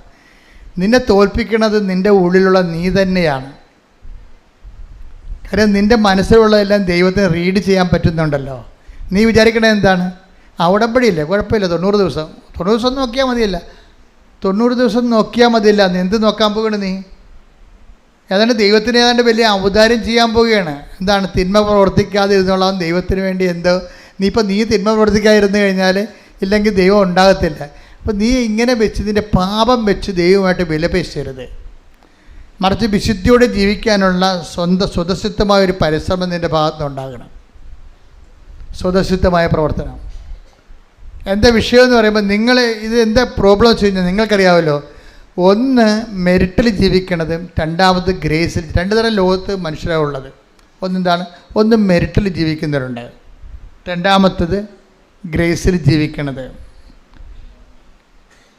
മെറിറ്റിൽ ജീവിക്കണമെന്ന് പറയുമ്പോൾ അവരുടെ ആരോഗ്യം, അവരുടെ കഴിവ്, അവരുടെ ഗുണ്ടായിസം, അവരുടെ വൃത്തികെട്ട കൂട്ടുകൾ, അവരുടെ കഞ്ചാവ് സെറ്റുകൾ, അവരുടെ ഊളക്കൂട്ടുകെട്ടുകൾ, അവരുടെ വർത്തമാനങ്ങൾ, അവരുടെ ഉപദേശങ്ങൾ, അങ്ങനെയൊക്കെ കേട്ടിട്ട് ഇങ്ങനെ ജീവിക്കുന്ന ആൾക്കാരുണ്ട്. അത് മെറിറ്റിൽ ജീവിക്കുന്ന ആൾക്കാരാണ്.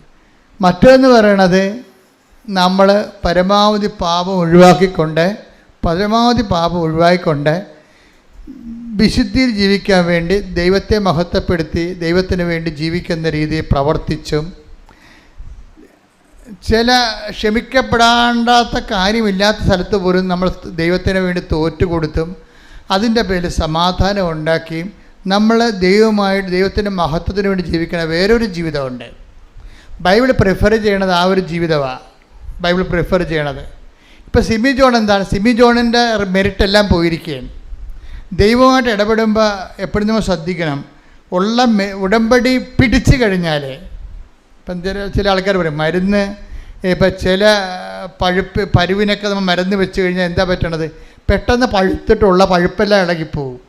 അപ്പോൾ നമ്മൾ ഡോക്ടറിനോട് പറയും, ഡോക്ടറെ മരുന്ന് കഴിച്ചിട്ട് പഴുക്കണ ചെയ്ത് പൊറുക്കാൻ വേണ്ടി കഴിച്ചതാണ്, പക്ഷേ പഴുക്കണ ചെയ്തെന്ന് പറയും. ഡോക്ടർ മൈൻഡ് ചെയ്യത്തില്ല. എന്താ കാര്യം? അത് പഴുക്കാനുള്ളതാണ്. പഴുത്ത് കഴിഞ്ഞിട്ട് പഴുപ്പ് പോയിട്ടാണ് പിന്നെ പൊറുക്കണത്. അതുപോലെ ഉടമ്പടിയിൽ ആദ്യം ഉടമ്പടി ഉടമ്പടി പിടിക്കാൻ പോകുന്നത് നമുക്കറിയാൻ പറ്റും. എന്താണ്? ഉള്ള മെരിറ്റ് കൂടി പോകും. ഇപ്പം സിമിക്ക് എങ്ങനെയല്ല സംഭവിച്ചത്? സിമി 6 പരീക്ഷ ഉടമ്പടി എടുക്കാതെ 6 പരീക്ഷ എഴുതിയിട്ട് ഒരു പ്രശ്നമില്ലാഞ്ഞില്ല. അവൾ എടുത്തു, ഒറ്റന്ന് മാത്രമേ ഉള്ളൂ. പക്ഷെ അവൾക്ക് ശരീരത്തിന് കുഴപ്പമൊന്നുമില്ലാഞ്ഞ്, സ്പീക്കിങ്ങിന് കുഴപ്പമൊന്നുമില്ലാഞ്ഞ്, മര്യാദയ്ക്ക് സംസാരിച്ചത്. ഇപ്പം എന്നാ പറ്റി? ഉടമ്പടി എടുക്കണ മുമ്പ് തൊണ്ടക്ക് കുഴപ്പമില്ലാഞ്ഞ്, ഇപ്പോൾ ഉടമ്പടി എടുത്തപ്പോൾ എന്താ പറ്റി? ഉള്ള തൊണ്ടയും കൂടി പോയി. കണ്ടാ? നമ്മളത് മനസ്സിലാക്കണം. ഇതിനകത്ത് കുറേ കാര്യങ്ങളുണ്ട്. ഇതൊക്കെ പറഞ്ഞു തരാനാണ് ഈ കൗൺസിലിങ്ങൊക്കെ വെച്ചിരിക്കുന്നത്. ഇതൊക്കെ പറഞ്ഞു തരാൻ വേണ്ടിയാണ് ഈ ആദ്യ ചൊവ്വാഴ്ച ധ്യാനം നിങ്ങൾ കൂടണമെന്ന് പറയേണ്ട കാര്യം ഇതാണ്. അപ്പോൾ ചില സമയത്ത് ഉള്ള മെറിറ്റ് കൂടി പോകും. ഇപ്പം നിങ്ങൾ കുടിയനായ ഭർത്താവിൻ്റെ അല്ലെങ്കിൽ അയാൾ വേറെ സ്ത്രീകളുമായിട്ടൊക്കെ കുറച്ച് ചങ്ങാത്തമുള്ളവരാണെങ്കിൽ നിങ്ങൾ ഉടമ്പടി എടുത്തു കഴിയുമ്പോൾ അത് ചിലപ്പോൾ കൂടിയെന്ന് വരും പെട്ടെന്ന്. അപ്പം നിങ്ങളെന്ത് ചെയ്യും? നിങ്ങൾ ഉടനെ വിറച്ച് തല്ലി പ്രാർത്ഥന നിർത്തി നിലവിളിയും കൂട്ടി നിലവിളിയും കൂട്ടി ഉള്ള തിരിയും കൂടി ഊതിക്കെടുത്തി നിങ്ങളിങ്ങനെ തിരട്ട പോലെ ചിരണ്ട് കിടക്കും. ഇങ്ങനെയുള്ള അലപരാധികൾ ഉടമ്പടി എടുക്കരുതെന്നാണ് എൻ്റെ അഭിപ്രായം. കാര്യം ഒന്നാമത് ദൈവത്തിൻ്റെ മുമ്പിൽ വരാനുള്ള യാതൊരു സെൻസ് നിങ്ങൾക്കില്ല. ദൈവദിവസത്തിന് വരുമ്പോൾ ആദ്യം നിൽക്കാൻ പഠിക്കണം. ഒന്ന്, ഈ വിഷയം ചിലപ്പോൾ കുറച്ചുകൂടി മൂർച്ഛിക്കും. എന്താണ്, ഉള്ള മെരിറ്റ് കൂടി പോവും. ഉടമ്പടി വർക്ക് ചെയ്യണം എങ്ങനെയാണ്?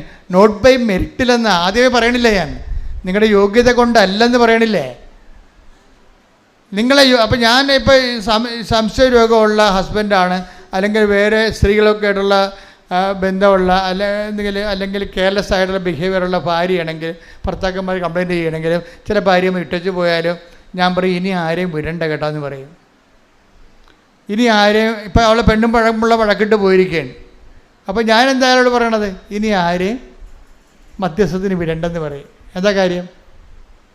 നോട്ട് ബൈ മെറിറ്റിലല്ലേ ഉടമ്പടി വർക്ക് ചെയ്യണത്. ഉടമ്പടി ഉപദേശം ഉണ്ടല്ലോ. അവരെന്താ പറയണത്?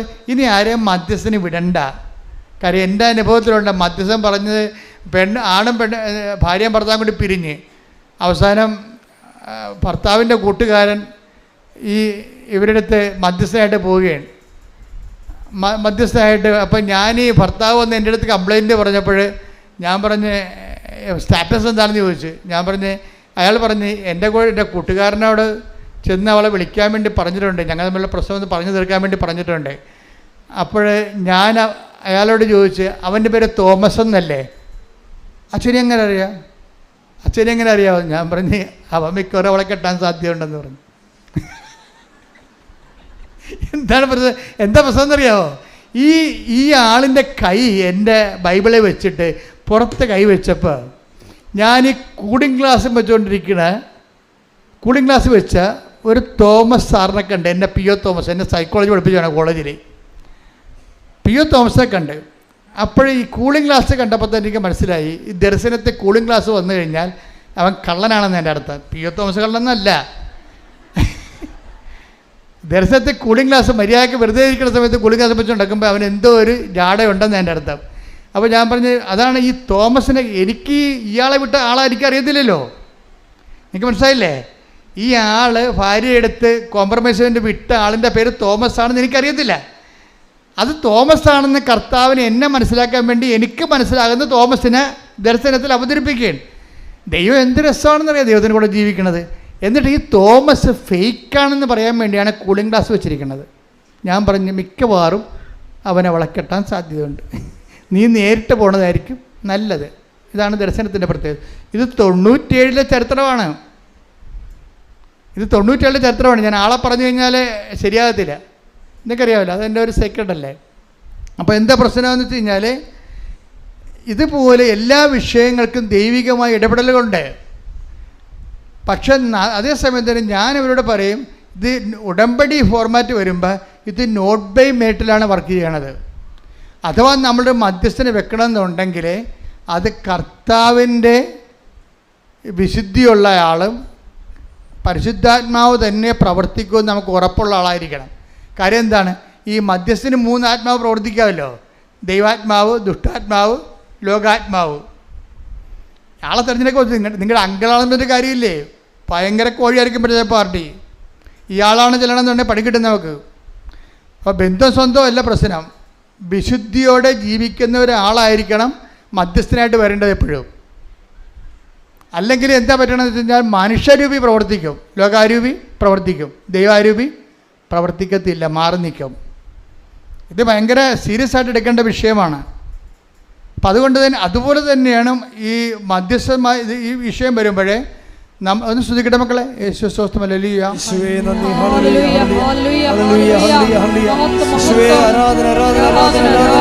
ഭാരചുരുക്കം, വിഷയം ഭാരചുരുക്കം ഉണ്ടാവും. അതുപോലെ തന്നെ പ്രസൻസ് ഫീൽ ചെയ്യും, സാന്നിധ്യം ഉണ്ടാവും. അതിന് ടൈം ഷോർട്ടറിങ് സംഭവിക്കും, സമയച്ചുരുക്കം ഉണ്ടാകും. പക്ഷേ ഇതിൻ്റെ മെയിനുള്ള സംഭവം എന്താ? നോട്ട് ബൈ മെറിറ്റാണ്. എന്ന് വെച്ച് കഴിഞ്ഞാൽ ബട്ട് ബൈ ഗ്രേസ്. നിൻ്റെ കഴിവല്ല, ദൈവത്തിൻ്റെ കൃപയെന്നുള്ളത്.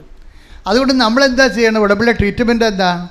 കഴിവ് കുറച്ചിട്ട് കൃപ വർദ്ധിപ്പിക്കാൻ വേണ്ടി നമ്മൾ പുതിയ ടോണിക്ക് കഴിച്ചുകൊണ്ടിരിക്കും. പിടിയിട്ടില്ലേ? ഇവിടെ ചെയ്യണത് അതാണ്. കഴിവ് കുറക്കുക എന്ന് വെച്ച് കഴിഞ്ഞാൽ വീട്ടുകാർ, സ്വന്തപ്പെട്ടവർ, സഹോദരങ്ങൾ, ഇങ്ങനെ കുറേ ആൾക്കാർ നമ്മുടെ കഴിവില്ലേ അത് കുറച്ചിട്ട് ദൈവത്തിൻ്റെ കഴിവ് പ്രവർത്തിക്കാൻ പറ്റുന്ന രീതിയിൽ റീഫോർമാറ്റ് ചെയ്യണതാണ് ഉടമ്പടി കൗൺസിലിങ്. അപ്പോൾ അതൊക്കെ ചിലപ്പോൾ സെക്കൻഡ് കൊണ്ട് തീരും പരിപാടി. ആൾക്കാരെ വരുമ്പോൾ ജസ്റ്റ് പറഞ്ഞ് കാര്യങ്ങൾ കേൾക്കുമ്പോൾ തന്നെ വിവേചനമൊക്കെ ആവും. അപ്പോൾ തന്നെ ചിലപ്പോൾ റെഡിമെയ്ഡ് ആൻസർ പറയും, ചാപ്റ്റർ ക്ലോസ് ചെയ്യും. കാര്യം എന്തുമാത്രം ആൾക്കാർ ഉടമ്പടി എടുക്കണത്. അല്ല മണിക്കൂർ, 2 മണിക്കൂർ, 3 മണിക്കൂർ ഇരിക്കുന്ന രീതിയല്ല ഇത്. അതൊക്കെ സെക്കൻഡുകൾക്കുള്ളിൽ കാര്യങ്ങളെല്ലാം മാറും ചിലപ്പോൾ. പക്ഷേ എപ്പോഴും നമ്മൾ ശ്രദ്ധിക്കേണ്ട പൊതു ഫോർമാറ്റ് എന്താണ്? നോട്ട് ബൈ മെറിറ്റ് എന്ന് പറഞ്ഞു കഴിഞ്ഞാൽ നമ്മുടെ മെറിറ്റിനെ കുറിച്ചല്ല ചിന്തിക്കേണ്ടത്. പിന്നെ എന്താണ്? ദൈവത്തിൻ്റെ ഗ്രേസിനെ കുറിച്ചാണ്. ഇത് ആഡ് ചെയ്യാൻ വേണ്ടി പുതിയ വിഷയങ്ങൾ നമ്മൾ ദൈവത്തിൻ്റെ മുമ്പിൽ കൃപയുണ്ടാകാം. ചിലപ്പോൾ ചിലർക്ക് ക്ഷമിച്ച് കൊടുക്കും, ചിലർ സമാധാനത്തിലേക്ക് കൊണ്ടുവരും. സമാധാനം സ്ഥാപിക്കുന്നവർ ഭാഗ്യവാന്മാർ, അവരെ ദൈവപുത്രർ എന്ന് വിളിക്കപ്പെടും. ഇല്ലേ? കുടുംബത്തിൽ എപ്പോഴും ഉണ്ടാകേണ്ട വിഷയം എന്താണ്? സമാധാനം സ്ഥാപിക്കുകയാണ്. പക്ഷേ കുടുംബത്തിൽ വരണ എപ്പോഴും നടക്കുന്ന വിഷയം എന്താണെന്ന് അറിയാമോ? കുടുംബത്തിൽ ഇപ്പോൾ 5 പേരുള്ള വീടാണെങ്കിൽ തന്നെ മിക്കവാറും അതിനകത്ത് ഗ്രൂപ്പ് ഉണ്ടാകും. അമ്മയും മക്കളും, ഒരു മകളും ഒരു ഗ്രൂപ്പ്, അപ്പനും മകനും അമ്മയും തമ്മിലൊരു ഗ്രൂപ്പും, ഇളയ മകളും ഗ്രൂപ്പ്, അപ്പനും മൂത്ത മകളും അതിൻ്റെ നടുവത്ത ഒരു ഗ്രൂപ്പ്, അമ്മാമ്മ ഈ കൂട്ടത്തിൽ കൂടും. ഇങ്ങനെ ഗ്രൂപ്പിസം ഉണ്ടാകും. അപ്പോൾ ഈ ഗ്രൂപ്പിൻ്റെ ഇക്വിലിബ്രിയം, അതിൻ്റെ ഒരു ബാലൻസ് ഉണ്ടല്ലോ. അപ്പോൾ ഈ ബാലൻസ് സൂക്ഷിക്കാൻ വേണ്ടി നിങ്ങൾ പലപ്പോഴും നിങ്ങളുടെ ഗ്രൂപ്പിൽപ്പെട്ടിരിക്കുന്ന അപ്പനോ അമ്മയോ പറയുന്ന, മകളോ പറയുന്ന കാര്യം തെറ്റാണെങ്കിലും നിങ്ങൾ ചാരിക്കൊടുക്കും. എന്താ കാര്യം? നമ്മുടെ ഗ്രൂപ്പിലുള്ള ആളല്ലേ, ഗ്രൂപ്പ് ഇരുന്ന് ചാടി അപ്പുറത്ത് പോകരുത് എന്ന് വിചാരിച്ചുകൊണ്ട്. അപ്പം നമ്മൾ എന്ത് ചെയ്യും? സമാധാനം സ്ഥാപിക്കാൻ വേണ്ടി ലോകാരൂപിനെയാണ് എടുക്കുന്നത് അല്ലേ? അപ്പം ദൈവത്തെ നമ്മൾ പുറത്താക്കും. ഈ ദൈവത്തെ പുറത്താക്കിക്കൊണ്ടാണ് നിങ്ങൾ കുടുംബത്തിലെ സമവാക്യം സൂക്ഷിക്കണമെന്നുണ്ടെങ്കിൽ നിങ്ങൾക്ക് ഉടമ്പടി വർക്കൗട്ട് ചെയ്യത്തില്ല. എപ്പോഴും സൂക്ഷിക്കണം. ആരൊക്കെ ഓരോരുത്തരെങ്കിലും ചാരുമ്പോഴേ അവർ കാണിക്കുന്ന പോക്കരുത്തരത്തിന് നിങ്ങൾ ഹല്ലേലൂയ പറയുന്നില്ലേ? അതോടുകൂടി നിനക്കടുത്ത് തീരുമാനമാകും. വളരെ സൂക്ഷിച്ച് കൈകാര്യം ചെയ്യണം. എന്താണ്? ഞാൻ കർത്താവുമായിട്ട് ഉടമ്പടി ചെയ്തിരിക്കുന്നു എന്നുള്ള ബോധ്യം ഉണ്ടാകണം. അതാണ്. അതുകൊണ്ട് തന്നെ എന്ത് നിലപാടെടുത്താലും നമുക്ക് വേണ്ടി നാളെ ഇന്നലെ കാലങ്ങളിൽ ഒത്തിരിയേറെ കാര്യങ്ങൾ ചെയ്തതായിട്ടുള്ളതാണ്. നീ ഇപ്പം വിശുദ്ധിയാണ്, നീ പുണ്യാളത്തിയാണ്, എന്നാൽ പള്ളിയിൽ പോയി ഇടവകൊക്കെ കയറി ആ രൂപക്കുണ്ടിനകത്ത് കയറി ഇരുന്നോ എന്ന് പറയും. നിനക്ക് ആവശ്യമില്ലെന്ന് പറയും. നമ്മളെ ഒഴിവാക്കി കളയും. വീട്ടിൽ നമ്മളെക്കൊണ്ട് വലിയ പ്രയോജനമൊന്നും ഇല്ലെന്ന് നമ്മുടെ ഗ്രൂപ്പിന് തോന്നിയാൽ അവർ ന്യൂട്രലായിട്ട് ഒഴിവാക്കി കളയും. സ്ഥലത്ത് കിട്ടുന്ന സ്ഥലത്ത് എല്ലാം വെച്ച് പാര വയ്ക്കുകയും ചെയ്യും. നമ്മളെ വേണേ ചോറ് വരെ എടുത്ത് കഴിച്ചു കളയവർ നമ്മൾ താമസിച്ചാൽ. അയ്യോ ഞാനോർത്ത് നീ അവിടുന്ന് കഴിക്കുമെന്ന് ഓർത്തു എന്ന് വിചാരിക്കും. പോരെ? അപ്പം നമുക്ക് നീരസം അരിശം ഉണ്ടാകണം. പക്ഷേ എന്താ ചെയ്യേണ്ടത്? നിങ്ങളെ ദ്രോഹിക്കുന്നവരെ ആശീർവദിക്കുക മാത്രമേ ചെയ്യാവൂ. ഇപ്പം അതൊക്കെ കർത്താവിൻ്റെ വചനം പറഞ്ഞാലേ നമുക്ക് അങ്ങനെ ജീവിക്കാൻ പറ്റത്തുള്ളൂ. അല്ലെങ്കിൽ അപ്പോൾ നിൻ്റെ ചോറെടുത്ത് അവർ കഴിച്ച് ന്യൂട്രൽ കഴിച്ചാൽ നിന്നെ പട്ടിണിക്കിടാൻ തന്നെ കരുതി കുട്ടിച്ചത് പരിപാടിയാണത്. നിനക്ക് തിരിച്ചു വെച്ചിരിക്കുന്ന പാരയാണ്. അപ്പോൾ നീ എന്താ വിചാരിക്കണം? അപ്പോൾ നീ പറയും സാരമില്ല, ഏത് പട്ടിക്കൊരു ദിവസം ഉണ്ടല്ലോ, നിനക്കിട്ട് ഞാൻ പഴി വെച്ചിട്ടുണ്ടെന്നാണ് പറയണത്. എന്നാ ഇത് പറഞ്ഞാൽ ഉടമ്പടി നിലനിൽക്കത്തില്ല. കാര്യം സ്പിരിറ്റ് വേറെയാണ്. ഉപയോഗിക്കുന്ന സ്പിരിറ്റ് എന്താണ്? ലോകാരൂപിയാണ്. ഈ ലോകാരൂപിയിൽ ഒത്തിരിയേറെ കാര്യങ്ങൾ ഉപയോഗിക്കാൻ പറ്റിയ സാഹചര്യങ്ങൾ ഉടമ്പടിക്കാലത്ത് പുതിയ കാര്യങ്ങളുണ്ടാകും. ഇതിനോടാണ് ഈ മൗനം പാലിക്കണമെന്ന് പറഞ്ഞത്. മനസ്സിലായില്ലേ? ഇതിനോട് മൗനം പാലിക്കണം. എന്താണ്? അമ്മ ഹൃദയത്തിൽ സംസാരിച്ച് പോയാൽ നമുക്ക് ഈ വിഷയത്തിൽ സംസാരിച്ചാൽ മാനുഷികമായി പോകും. മാനുഷികമായാൽ അത് മിക്കവാറും ദൈവത്തിൻ്റെ അരുവിക്ക് എതിരാകും. അതുകൊണ്ട് നമ്മളെന്ത് ചെയ്യും? മിണ്ടത്തില്ലെന്ന് പറഞ്ഞ് ഹൃദയത്തിൽ സംഗ്രഹിച്ച് പോരാക്കരുത്. ഹൃദയത്തിൽ 2 തരത്തിൽ സംഗ്രഹിക്കാം. ദൈവഹിതം നിറവേറട്ടെ, ദൈവത്തിൻ്റെ മഹത്വം ഉണ്ടാകട്ടെ എന്നാണ് മാതാവ് സംഗ്രഹിച്ചത്. നിങ്ങൾ വിചാരിക്കണത് എന്താണ്? ഏത് പട്ടിക്ക് ഒരു ദിവസം എൻ്റെ പുളിച്ചയും പൂക്കും എന്നും പറഞ്ഞ് ഹൃദയത്തിൽ സംഗ്രഹിക്കാം. പിടിയിട്ടില്ലേ? എന്നാൽ എനിക്കൊരവസരം കിട്ടും വട്ടം ചവിട്ടാൻ. അതും കടന്ന് മോങ്ങരുതെന്ന് പറയും നമുക്കൊരു സമാധാനം, കിടന്നുറങ്ങുകയും ചെയ്യും. അപ്പോൾ ഇതെല്ലാം നമ്മൾ ഉടമ്പടി നോക്കേണ്ട കാര്യങ്ങളാണ്. എന്ന് വെച്ചാൽ ദൈവം ആഗ്രഹിക്കുന്നത് നിന്നെ ദൈവ പൈതലായിട്ട് കൺവേർട്ട് ചെയ്യാനാണ്. നീ ആഗ്രഹിക്കേണ്ടത് ലോകത്തിലെ ഏറ്റവും മോശം, നിങ്ങൾ പറയും അത് ഇവിടെയൊക്കെ ജീവിക്കണമെങ്കിൽ പല്ലും നഖവും വേണം അച്ഛാന്ന് പറയും. അച്ഛനൊക്കെ പറയും അത് തറയിലേ പറയാൻ പറ്റത്തുള്ളൂ. പക്ഷേ ഞങ്ങളുടെ വീട്ടിൽ ജീവിക്കണമെങ്കിൽ പല്ലും നഖവും വേണമെന്ന് പറയും. പല്ലും നഖവും വെച്ചാലും കണ്ടവൻ കുറച്ച് കഴിയുമ്പോൾ ഊരിക്കൊണ്ട് പോകുന്നത്. പിന്നെ നീ മോങ്ങി തന്നെ കർത്താവിൻ്റെ അടുത്ത് തന്നെ വരേണ്ടി വരും. അഭ്യാസം കാണിക്കരുത്. മറിച്ച് കർത്താവിനെ കൊണ്ട്, ഇപ്പോൾ ഈ സിമി ജോണിൻ്റെ ചരിത്രം കണ്ടില്ലേ? സിമി ജോൺ എന്താ പറയണത്?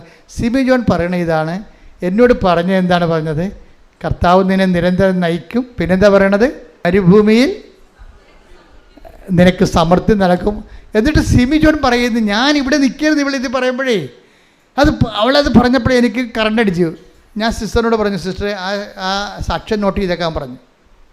എന്താ കാര്യം വെച്ച് കഴിഞ്ഞാൽ, ഇതിവള് പറയുമ്പോൾ തന്നെ അവൾ പറയുന്ന വാക്കുണ്ട്, കർത്താവ് എന്നോട് പറഞ്ഞു, ഞാനത് വിശ്വസിച്ചു, പരീക്ഷ എഴുതാൻ തീരുമാനിച്ചു, ഈ തൊണ്ടയും വെച്ചാണെന്ന്.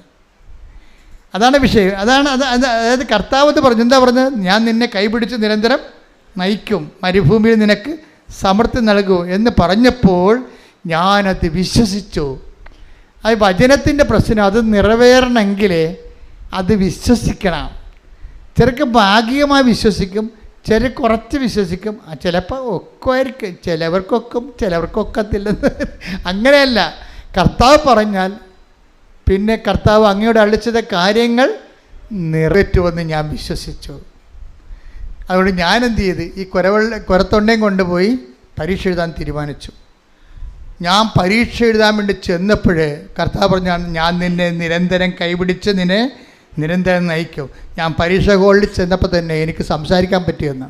തൊണ്ട പറഞ്ഞു. പിന്നെ ഇവൾ റിട്ടേൺ പരീക്ഷ ഭയങ്കര രസമാണ്. അത് എഴുതുമ്പോൾ ബബിൾസ് ഇങ്ങനെ കറുപ്പിക്കണ്ടേ? കറുപ്പിക്കുമ്പോഴുടനെ ഇവളെ കറുപ്പിക്കാൻ വേണ്ടി കറുപ്പിക്കാൻ വേണ്ടി ഉടനെ എടുത്ത് ഉരക്കാൻ വേണ്ടി പേസ്റ്റ് എടുക്കുമ്പോൾ ഈശോ പറയും, നോ നോട്ട് എന്ന് പറയും. അതല്ല തെറ്റാണ്, തെറ്റായ ഉത്തരവാണ്, ഇപ്പുറത്തെന്ന് പറഞ്ഞു. എൻ്റെ അമ്മ, ഈ ദൈവത്തിൻ്റെ കാര്യം ഭയങ്കര രസമാണ്. അതായത് ഇങ്ങനെ തെറ്റായ ഉത്തരം കർപ്പിക്കാൻ പോകുമ്പോഴൊക്കെ കർത്താവ് ഇവരോട് പറഞ്ഞു കൊടുക്കും, അതല്ല മോളെ ഇത്. ഇങ്ങനെ പറഞ്ഞു കൊടുത്ത് മൊത്തം അത് കർപ്പിച്ച് അവൾ മൊത്തം ജയിച്ച് പരീക്ഷയ്ക്ക്. അതിനാണ് പ്രസൻസ് എന്ന് പറയണത്. പ്രസൻസ് എന്താണ്? നീ ഇടത്തോട്ടോ വലത്തോട്ടോ തിരിയുമ്പോൾ പിന്നീട് എന്തൊരു ഇടത്തെ വായിച്ചാൽ 21:30-21 ഐസയ ശ്രുതികട ഹല്ലേലൂയ. ഏശയ്യ 30:21. നീ വലത്തോട്ടോ ഇടത്തോട്ടോ തിരിയുമ്പോൾ നിന്റെ കാതുകൾ പിന്നിൽ നിന്ന് ഒരു സ്വരം ശ്രവിക്കും. ഇതാണ് വഴി, ഇതിലേ പോവുക. അപ്പോൾ നമ്മളെ സംബന്ധിച്ചിടത്തോളം പ്രസൻസിന്റെ ഉദ്ദേശം എന്താ? നമ്മൾ ചെയ്യുന്ന കാര്യങ്ങൾ തെറ്റാണെങ്കിൽ ഒന്നെങ്കിൽ നമ്മളതുകൊണ്ട് ചെയ്യിക്കത്തില്ല ദൈവം. ഭയങ്കര സുരക്ഷിതമാണേ. ഇപ്പം നിങ്ങളൊരു മനുഷ്യൻ്റെ ഇപ്പോൾ നാളെ ഒരാൾ വരും, നിങ്ങൾ പൈസ കൊടുക്കാമെന്ന് പറഞ്ഞ പാർട്ടിയാണ്, അയാൾക്ക് 4 ലക്ഷം കൊടുക്കണം. അപ്പോൾ നിങ്ങൾ വേറെ എടുത്താൽ പറയും, അത് കുഴപ്പമില്ല, നമുക്ക് ഇന്നയാളുടെ ഇത് മേടിക്കാമെന്ന് പറയും. പക്ഷേ അയാൾ ഭയങ്കര ലോക ബ്ലേഡാണെങ്കിൽ, നിൻ്റെ കിഡ്നി അടിച്ചുകൊണ്ട് പോണ പാർട്ടിയാണെങ്കിൽ മാതാവ് പറയും, അവൻ്റെ ഒക്കെ മേടിക്കണ്ട, ഈ വന്നാളെ ഞാൻ നിരത്തി തരാമെന്ന് പറയും. അച്ഛാ, നീ വലത്തോട്ടോ ഇടത്തോട്ടോ തിരിയുമ്പോൾ എപ്പോഴും നീ ഓർത്തേക്കണം. അതിനാണ് ഈ ഉടമ്പടിക്ക് ആശീർവാദം നിനക്ക് തന്നു വിട്ടിരിക്കണത്. നിനക്കെന്തെങ്കിലും പ്രയാസം ഉണ്ടെങ്കിൽ അതിന്മേൽ തൊട്ട് വിശ്വാസപ്രമാണം ചെല്ലണം. എന്താണ്? കർത്താവിൻ്റെ പ്രസൻസ് നിനക്ക് ഫീൽ ചെയ്യാൻ വേണ്ടിയാണ്. പ്രസൻസ് നമുക്ക് ഉടമ്പടി വാഗ്ദാനമുള്ളതാണ്. എന്താണ്? I will come with you wherever you go. അത് മറന്നു പോകരുത്. ഈ നോട്ട് ബൈ മെറിറ്റ് പോലൊരു സംഭവമാണത്. എന്താണ്? നീ എവിടെ പോയാലും, വാഗ്ദാനമാണേ, നീ എവിടെ പോയാലും ഞാൻ നിൻ്റെ കൂടെ ഉണ്ടാകും. അതുകൊണ്ടാണ് ഈ പരീക്ഷയ്ക്ക് ഒരിക്കലും പിള്ളേർക്ക് ഇത് കൊടുത്തു വിടരുതെന്ന് പറയണത്. ഉടമ്പടിക്ക് ആശ്ചര്യം കൈമാറ്റം ചെയ്യാൻ പാടില്ല. ചില ഒരു ബോധമില്ലാത്ത ആൾക്കാർ വന്ന് ഉടമ്പടി എടുത്തിട്ടുണ്ട്. അതിനാൻ കാരണം വെച്ച് കഴിഞ്ഞാൽ ഒരു ബോധമില്ല. അവർ ചില ധ്യാനകേന്ദ്രങ്ങളിൽ, ഒരു ധ്യാനകേന്ദ്രം കേരളത്തിൽ അത്ര പ്രാധാന്യമുള്ള ധ്യാനകേന്ദ്രമല്ല, പക്ഷെ അവിടെ ഉള്ള ഒരു ശുശ്രൂഷകൻ്റെ പരിപാടി ഉടമ്പടിയോട് കലിയാപുളിക്ക്. അതുകൊണ്ട് ഇവർ ട്രാപ്പ് ചെയ്ത് ഇവനെ ഉടമ്പടി അവർ ധ്യാനം കുടിച്ചിട്ട് ഇവരുടെ കയ്യിലുള്ള ഈ ഉടമ്പടി കാശുകൾ അടിച്ചു മാറ്റും. എന്നിട്ട് ഈ ബോധമില്ലാത്തത് കൊണ്ട് അവർക്ക് കൊടുത്തിട്ട് വീട്ടിൽ പോകും. നിങ്ങൾക്കറിയാമല്ലോ, നിങ്ങളുടെ ഉടമ്പടി കാശുരം കൈമാറും. അത്രയും നിങ്ങൾക്ക് ഉടമ്പടിയുമായിട്ട് ബന്ധമുള്ളെന്ന് ഉടമ്പടി എടുക്കാൻ വരുമ്പോൾ തന്നെ ദൈവത്തിനറിയാം. അതുകൊണ്ട് തന്നെ ആ വ്യക്തികളുടെ കൂടെ ദൈവം ഉണ്ടാകത്തില്ല ഒരിക്കലും. എന്താ കാര്യം? നിങ്ങൾക്ക് ആ പ്രസൻസിനെ കുറിച്ച് അറിയത്തില്ല. അതുകൊണ്ടാണ് വല്ല കാണ്ടാമൃഗങ്ങൾ ചോദിക്കുമ്പോൾ അപ്പം തന്നെ അഴിച്ചു കൊടുക്കണതിൻ്റെ കാര്യമാണ്. അപ്പോൾ എപ്പോഴും നമ്മൾ ശ്രദ്ധിച്ചേക്കണം. ഇത് നമ്മുടെ കിടക്കയിലും ചിലർക്ക് പറയണേ, ചില പറയണേ ഞാൻ മരിക്കുമ്പോൾ എൻ്റെ പെട്ടിയിൽ ഇപ്പോൾ കാശുരൂപ ഉണ്ടാകുമെന്ന് പറയും. അതാണ് ഉടമ്പടി എന്ന് പറയുന്നത്. അവർക്കറിയാം എന്താണ് ഉടമ്പടി കാശുരൂപ എന്ന് അവർക്കറിയാം. ഞാൻ മരിക്കുമ്പോൾ എൻ്റെ കൂടെ അമ്മയുടെ ഈ സാന്നിധ്യം, ഞാൻ അമ്മയുടെ ഉടമ്പടി ചെയ്ത് ജീവിച്ചിട്ടാണ് മരിക്കണത്. അതൊക്കെ കേൾക്കാൻ തന്നെ എന്തൊരു അഭിഷേകമാണ് ശരിക്കും. അത്രയും നമ്മുടെ ജീവിതത്തിൽ വിലപ്പിടിപ്പുള്ളതാണിത്. അതുകൊണ്ടാണ് ഞാൻ ആദ്യമേ തന്നെ നിങ്ങളുടെ കയ്യിൽ നിന്ന് പോയെന്ന് പറഞ്ഞാൽ ഞാൻ പറയും രണ്ടാമത് ഉടമ്പടി എടുക്കാൻ പറയും. പക്ഷേ ഡാമേജ് ആയെന്ന് പറഞ്ഞാൽ പറയും അതിങ്ങോട്ട് തന്നാൽ മതി, പുതിയത് അതുപോലെ തന്നെ വെഞ്ചരിച്ച് തരും. എന്താ കാര്യം? അതിന് 5 പൈസ വാങ്ങിക്കത്തുമില്ല, അത് ഫ്രീ ആണ്. കാര്യം എന്താണ്? അതിന് നമുക്ക് പണം ഇത്രയെന്ന് പറയാൻ പറ്റത്തില്ല, അത്രയും മൂല്യമുള്ളതാണത്. അതുകൊണ്ടാണ് അത് മാത്രം നമ്മൾ പൈസയുമായി യാതൊരു ബന്ധമില്ല ആ സാധനത്തിന്. അത് വളരെ സൂക്ഷിച്ച് വേണം ഉടമ്പടി കാശുര്യങ്ങളും എൻ്റെ മക്കൾ കൈകാര്യം ചെയ്യും. ശ്രദ്ധിക്കട്ടെ. ഹല്ലേലൂയ, ഹല്ലേലൂയ, ഹല്ലേലൂയ, ഹല്ലേലൂയ. അതിനെക്കുറിച്ച് വെടിപ്പായിരുന്ന ഒരു ഉടമ്പടി വെളിപ്പാട് ലഭിക്കുന്നത് സക്രിയായിക്കാണ്. സക്രിയ 4-ാം അധ്യായം 1 മുതലുള്ള വചനങ്ങൾ വായിച്ച്. സക്കറിയ 4.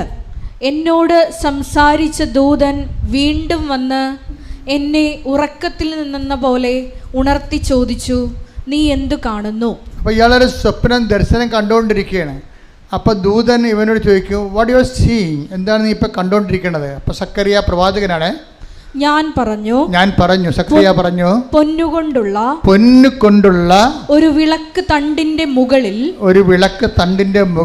ഒരു കോപ്പയും അതിൽ 7 ദീപങ്ങളും ഓരോന്നിനും മുകളിൽ 7 ദലങ്ങൾ കോപ്പയുടെ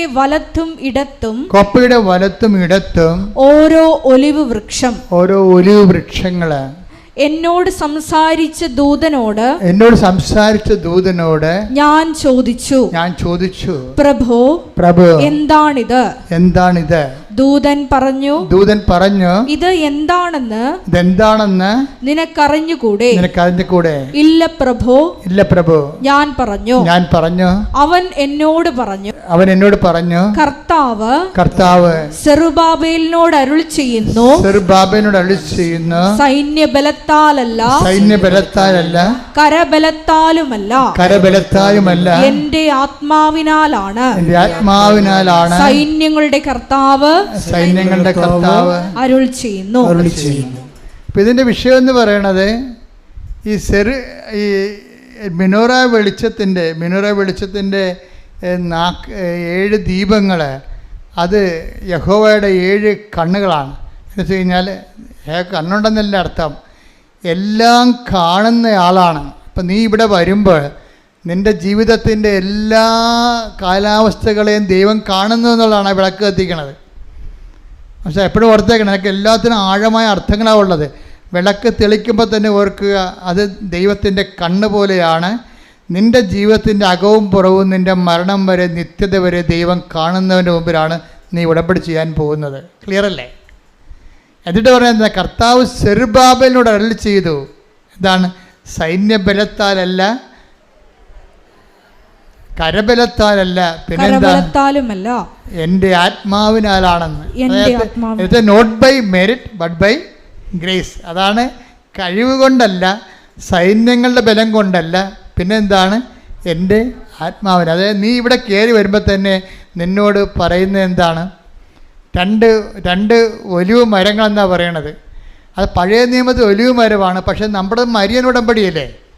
പഴയ നിയമത്തിലെ ഒലിവ് മരങ്ങളെന്ന് പറഞ്ഞാൽ ഒന്ന് ജോഷുവായും ഒന്ന് സെറുബാബേലുമാണ്. ഇപ്പം ഈ മെനോറ ലൈറ്റിൻ്റെ അപ്പുറത്തും ഇപ്പുറത്തും 2 ഒലിവ് മരങ്ങൾ നിൽക്കണില്ലേ? അത് പഴയ നിയമത്തിൽ ആ ഒലിവ് മരങ്ങളെ കാണിച്ചിരിക്കുന്നത് ഒന്ന് ജോഷുവയാണ്. എന്നുവെച്ചാൽ ജോഷുവയാണ് വാഗ്ദാന പേടകത്തിൽ മോസസ് പോയാലും പോകാതെ കർത്താവിൻ്റെ കൂടെ ഇരിക്കുന്ന ആളാണ് ജോഷുവ. ആധ്യാത്മിക നിറവിൻ്റെ ആളുരൂപമായിട്ടാണ് പഴയ നിയമത്തിൽ ജോഷുവയെ അവതരിപ്പിക്കുന്നത്. അഭിഷിക്തൻ, അതായത് 2 അഭിഷിക്തരാണെന്ന് വെച്ചാൽ എണ്ണ കൊണ്ട് കർത്താവിൻ്റെ ശക്തി നേടിയ ആളാണ്. അതാണ് എണ്ണ കൊണ്ട് ശക്തി നേടുകയാണ്. നീ ഇവിടെ ചെയ്യണത് എന്താണ്?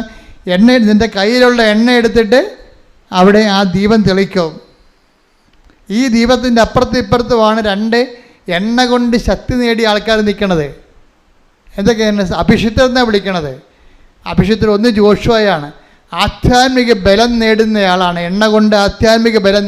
ജോഷുവയെ മോസസ് അഭിഷേകം ചെയ്യുമ്പോൾ എണ്ണ കൊണ്ട് അവൻ ആധ്യാത്മിക ബലം നേടുകയാണ്. ഉടമ്പടിയോടുകൂടി നീ ആധ്യാത്മിക ബലം നേടുമെന്നാണ് നിന്നോട് പറയണത്. മനസ്സിലായ? രണ്ടാമത്തെ എന്താണ്? സെറുബാബേലാണ്. ഈ സെറുബാബേൽ ആരാണ് ശരിക്കും പറഞ്ഞാൽ? സെറുബാബേൽ എന്ന് പറയണത് ശരിക്കും ഇദ്ദേഹം ജനിക്കണത് ബാബിലോണിലാണ്. നബൂഖദ്നേസറിൻ്റെ കാലത്ത് ഈ ഇസ്രായേൽക്കാരെ മുഴുവനും നശിപ്പിച്ച് തോൽപ്പിച്ച് പിടിച്ചുകൊണ്ട് പോകും. യൂദയ രാജ്യം യോവാക്കീമിൻ്റെ കാലത്ത് തീരും. യൂദയ കാലം അസ്തമിക്കും. യൂദയ അസ്തമിച്ച് കഴിയുമ്പോൾ അവിടുത്തെ ആൾക്കാരൊക്കെ ഇവർ പിടിച്ചുകൊണ്ട് ബാബിലോണിൽ കൊണ്ടുപോകും. ബാബിലോണിൽ വെച്ച് യോവാക്കിൻ രാജാവിൻ്റെ പേരക്കിടാവായിട്ടാണ് ഈ സെറുബാബേൽ ജനിക്കണത്. സെറുബാബേലാണ് ഇവരെ മടക്കിക്കൊണ്ട് വരണത്. അതാണ് സെറുബാബേലിനെ കാണിക്കണത്. സക്കറിയായുടെ ദർശനമാണ്. സെറുബാബേൽ ഈ ക്യാപ്റ്റിവിറ്റിയിൽ, അതായത് ബാബിലോൺ വിപ്രവാസത്തിൽ പോയ മുഴുവനും ജനതയെ യഹോവയുടെ നാമത്തിൽ തിരിച്ചു വിളിച്ചുകൊണ്ട് വരണതാണ്.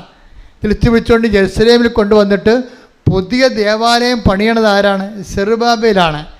അതാണ് കർത്താവ് സെറുബാബേലിനോട് പറഞ്ഞു, നീ എല്ലാം പണിയും, നീ എല്ലാം നഷ്ടപ്പെടല്ല, നീ തിരികെ കൊണ്ടുവരും. അതെന്താണ്? സൈന്യബലത്താലല്ല, അതെന്താണ്? കരബലത്താലല്ല, പിന്നെയോ കർത്താവിൻ്റെ ആത്മാവിനാൽ.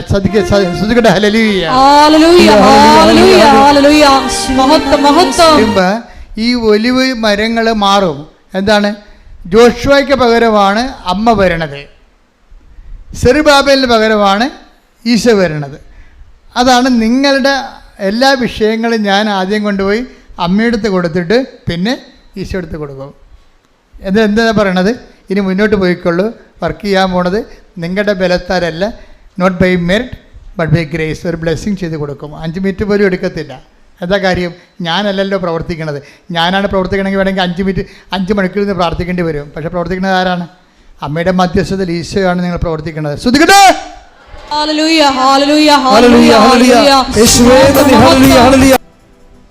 ഈ ഒരു ദിവസത്തേക്ക് നമ്മളെ ദൈവം വിളിച്ചൊരു നന്ദി പറയണം. അതിരാവിലെ എഴുന്നേറ്റ് കർത്താവിൻ്റെ ആലയത്തേക്ക് വന്നവരുണ്ട്, ഇനി ഏറെ താമസിച്ച് ഇവിടുന്ന് പോകാൻ പോകുന്നവരുണ്ട്. ഏറെ വന്നിരിക്കുന്ന സ്ഥലം കർത്താവാണ് നിന്നെ വിളിച്ചതെന്നുള്ള ബോധ്യം ഉണ്ടായാൽ മാത്രം മതി. ഇന്നത്തെ സുവിശേഷത്തിലൂടെ അനേകം കാര്യങ്ങൾ കർത്താവ് നിന്നോട് പറഞ്ഞിട്ടുണ്ട്. മാനുഷികമായ ജീവിതത്തെ സമീപിക്കരുത്, ദൈവത്തിൻ്റെ ശക്തിയോട് സമീപിക്കണം, അതിന് വിശുദ്ധിയോട് ജീവിക്കണം. ശ്രദ്ധിക്കട്ടെ. ഹല്ലേലൂയ.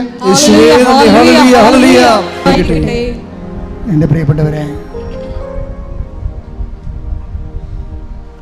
കർത്താവിൻ്റെ അനുഗ്രഹം അടിപ്പിട പോലെ പൈതാക്കാലം പോലെ ദൈവികമായ ശക്തി ആരാധന നിമിഷം നമ്മുടെയൊക്കെ ആവശ്യിക്കുന്ന സമയമാണ്. ഇവിടെ തീർത്ഥാടനത്തിലുള്ളവരും അകലെ ഉടമ്പടിയിൽ ഓൺലൈനിലുള്ളവരും ജാഗ്രതയോടെ ഈ ആരാധനയിൽ പങ്കെടുക്കേണ്ടതാണ്. കൈകളെ ഇടതുനെഞ്ചിൽ വെച്ചിട്ട് വലത് കരങ്ങൾ ശിരസിൽ വെച്ചുകൊണ്ട് നമുക്ക് സൗഖ്യത്തിനായി പ്രാർത്ഥിക്കാം. വിവിധങ്ങളായ രോഗങ്ങൾ, ഇതൊരു അസുലഭമായൊരു സമയമാണ്. കർത്താവ് എന്നോട് പറഞ്ഞതുപോലെ, എൻ്റെ മനസ്സിൽ തോന്നിച്ചതുപോലെയാണ് നിന്നോട് ഞാൻ പറഞ്ഞിരിക്കുന്നത്. ഇടത് നെഞ്ചിലും വലത് കരം നിൻ്റെ ശിരസിലും, നിൻ്റെ മുഴുവൻ ശരീരം, ഇവിടെയുള്ളവരും ഓൺലൈനിലുള്ളവരും ഈ സമയത്ത് ഏകാഗ്രതയോടെ പ്രാർത്ഥിക്കണം. നീ കർത്താവിൻ്റെ തിരുസന്നിധിയിലേക്ക് നീ വിളിക്കപ്പെട്ടിരിക്കുകയാണ്. അത് നീ സ്വന്തം ഇഷ്ടപ്രകാരം വന്നതല്ല, മറിച്ച് നിന്നോടുള്ള സ്നേഹത്താൽ നിൻ്റെ ദൈവം തൻ്റെ അടുത്തേക്ക് നിന്നെ വിളിച്ചതാണ്. പരിശുദ്ധ ദൈവമാതാവിൻ്റെ മാധ്യസ്ഥത്തിലാണ് നിന്നെ വിളിച്ചിരിക്കുന്നത്. അതുകൊണ്ട് തന്നെ നിൻ്റെ വിഷയത്തിൻ്റെ മേൽ കണ്ണീരിന് പരിഹാരം ഉണ്ടാക്കാൻ പോകുന്ന ദൈവികമായ നിമിഷങ്ങളാണ്. ശ്രദ്ധിക്കേണ്ട. ഹല്ലേലൂയ. കർത്താവിൻ്റെ അനുഗ്രഹം ചൊരിയുന്ന സമയമാണ്. അമ്മേ, പരിശുദ്ധ അമ്മേ, ദേവമാതാവേ, അമ്മയുടെ മധ്യസ്ഥത്തിൽ ഉടമ്പടി എടുത്ത മക്കൾ, ഉടമ്പടി എടുക്കാൻ പോകുന്ന മക്കൾ, ഉടമ്പടി ജീവിക്കുന്ന മക്കൾ, കണ്ണുനീരോടെ കർത്താവിൻ്റെ ദിവസം ആരാധനയ്ക്ക് പ്രാർത്ഥിക്കുന്ന അമ്മേ, ഓരോ മകനെയും മകളെയും തൊടുന്നതിന് വേണ്ടി അവർക്ക് വേണ്ടി മധ്യസ്ഥം വഹിക്കണമേ. അടിപ്പട പോലെ വൈദാഘാതം പോലെ ദൈവികമായ ശക്തി ഈ നിമിഷം മക്കളിലേക്ക് ഇടിച്ചിറങ്ങട്ടെ. ആന്തരിക അവയവങ്ങൾ, രോഗബാധിതമായ അവയവങ്ങൾ, അവയവങ്ങൾ, തലച്ചോറുകൾ, സൂക്ഷ്മ ഞരമ്പുകൾ, ബ്ലോക്ക് വന്നിരിക്കുന്ന അവസ്ഥകൾ, അതുപോലെ തന്നെ ശ്വാസനാളങ്ങൾ, അതുപോലെ തന്നെ തൊണ്ട സ്പോണ്ടിലോസിസ് രോഗങ്ങൾ, അതുപോലെ തന്നെ കർത്താവ് തൈറോയ്ഡ് രോഗങ്ങൾ, കർത്താവെ അങ്ങ് സ്പർശിക്കണമേ. കർത്താവെ അങ്ങ് സ്പർശിക്കണമേ. എല്ലാ രോഗികളെയും അങ്ങ് സ്പർശിക്കണമേ. ശ്രദ്ധിക്കട്ടെ.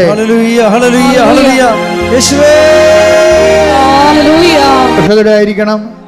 കർത്താവ് നിന്നെ പ്രവർത്തിക്കുന്ന ഒരു സമയമാണ്. അനേകം സാക്ഷ്യങ്ങൾ ഇനിമുതൽ നിനക്ക് പറയാൻ പറ്റും. ഇന്നത്തെ ഒറ്റ പ്രാർത്ഥന കാരണം ചുണ്ട് തടിക്കുകയും ചുണ്ടിന് അലർജി ഉണ്ടാവുകയും ചുണ്ടിന് ചൊരുകയും ചെയ്യുന്ന വ്യക്തികൾ കർത്താവ് സ്പർശിക്കുന്നുണ്ട്. മൂക്ക് അടഞ്ഞു പോയത്, മൂക്ക് ദശ വളരുന്നതുമായിട്ടുള്ള വ്യക്തികളെ, കുഞ്ഞുങ്ങളെ കർത്താവ് സ്പർശിക്കുന്നുണ്ട്. കർത്താവിൻ്റെ ഉന്നതമായ നാമത്തിന് സ്വസ്ഥം ചെയ്യുന്നു. കർത്താവെ, നിന്റെ വിശുദ്ധ പൗരോഹിത്യത്തെ മഹത്വപ്പെടുത്തണമേ. കർത്താവെ, സഭയിലുള്ള സാന്നിധ്യം പ്രകടമാക്കണമേ. കർത്താവെ, നിന്റെ തിരുമുറിവാർന്ന വലതുകരം, അണിപ്പെടുത്താവുന്ന അത്ഭുതകരം ഓരോ നടുവിനും വെക്കണമേ. കിഡ്നി രോഗികൾ ഈ നിമിഷം സുഖപ്പെടട്ടെ. കിഡ്നി രോഗികൾ ഈ നിമിഷം സുഖപ്പെടട്ടെ. കിഡ്നി രോഗികൾ ഈ നിമിഷം സുഖപ്പെടട്ടെ. കർത്താവിൻ്റെ കരങ്ങൾ ഇടത് നെഞ്ചിൽ വെക്കട്ടെ. ഹൃദയ രോഗികളെ സ്പർശിക്കട്ടെ. കർത്താവിൻ്റെ കരങ്ങൾ ഇടത് നെഞ്ചിൽ വെക്കട്ടെ. ഹൃദയ രോഗികളെ സ്പർശിക്കണമേ. പതിരകളെ സ്പർശിക്കണമേ. ശ്വാസകോശങ്ങളെ സ്പർശിക്കണമേ. കർത്താവ് ശ്വാസം മുട്ടുള്ളവരെ, ശ്വാസ തടസ്സമുള്ളവരെ, ശ്വാസം മുട്ടുന്നവരെ കർത്താവിൻ്റെ നാമത്തിൽ കർത്താവിൻ്റെ രോഗങ്ങൾ മാറിപ്പോകട്ടെ. ഓക്സിജൻ ലഭിക്കാത്തവരെ, ഓക്സിജൻ സാച്ചുറേഷൻ ഉള്ളവരെ എല്ലാവരെയും കർത്താവിൻ്റെ തിരുസന്നിധിയിൽ സമർപ്പിക്കുന്ന മാരക രോഗങ്ങൾ, തീരാവേദികൾ, ജീവിത ദുരിതങ്ങൾ കർത്താവിൻ്റെ നാമത്തിലെ മാറിപ്പോകട്ടെ. ശ്രദ്ധിക്കട്ടെ. ഇടത് കൈ വയറിൽ വെച്ചുകൊണ്ട് വലത് കരം നടുവിൽ വെച്ചുകൊണ്ട് കർത്താവിന്റെ തിരുസന്നിധിയിൽ സ്തുതിക്കട്ടെ. കർത്താവിന്റെ ഉന്നതമായ നാമത്തിന് സ്വസ്ഥം ചെയ്യുന്നു. സ്തുതിക്കട്ടെ. കർത്താവിന്റെ ഉന്നതമായ നാമത്തിന് സ്വസ്ഥം ചെയ്യുന്നു. ഉദരരോഗങ്ങൾ കർത്താവിന്റെ നാമത്തിലെ കർത്താവെ സ്പർശിച്ച് പ്രാർത്ഥിക്കുന്ന കർത്താവെ, നിന്റെ കരുണ മക്കളെ ചൊരിയണമേ. ഉദരരോഗങ്ങള്, ഗർഭാശയ രോഗങ്ങള്, മൂത്രാശയ രോഗങ്ങള്, കിഡ്നി രോഗങ്ങള്, കർത്താവ് മക്കളില്ലാത്തവര്, അണ്ടാശയ രോഗങ്ങള്, അണ്ടാശയത്തിൽ സിസ്റ്റ്, ഗർഭാശയത്തിൽ സിസ്റ്റ്, കർത്താവ് ഗർഭാശയം ചുരുങ്ങിപ്പോയവര്, ഗർഭാശയത്തിൻ്റെ ഭിത്തികൾ നനുത്തതായിട്ടുള്ളത്, നേർമ്മയായിട്ടുള്ളത്, കുഞ്ഞുങ്ങൾ ഗർഭം ധരിക്കാൻ പറ്റാത്ത ഗർഭാശയങ്ങളെ സ്പർശിക്കണത് പ്രാർത്ഥിക്കുന്നു. അണ്ടബീജങ്ങൾ ഉൽപ്പാദിപ്പിക്കാൻ പറ്റാത്ത ദമ്പതിമാരെ അവരെ സ്പർശിക്കണത് പ്രാർത്ഥിക്കുന്നു.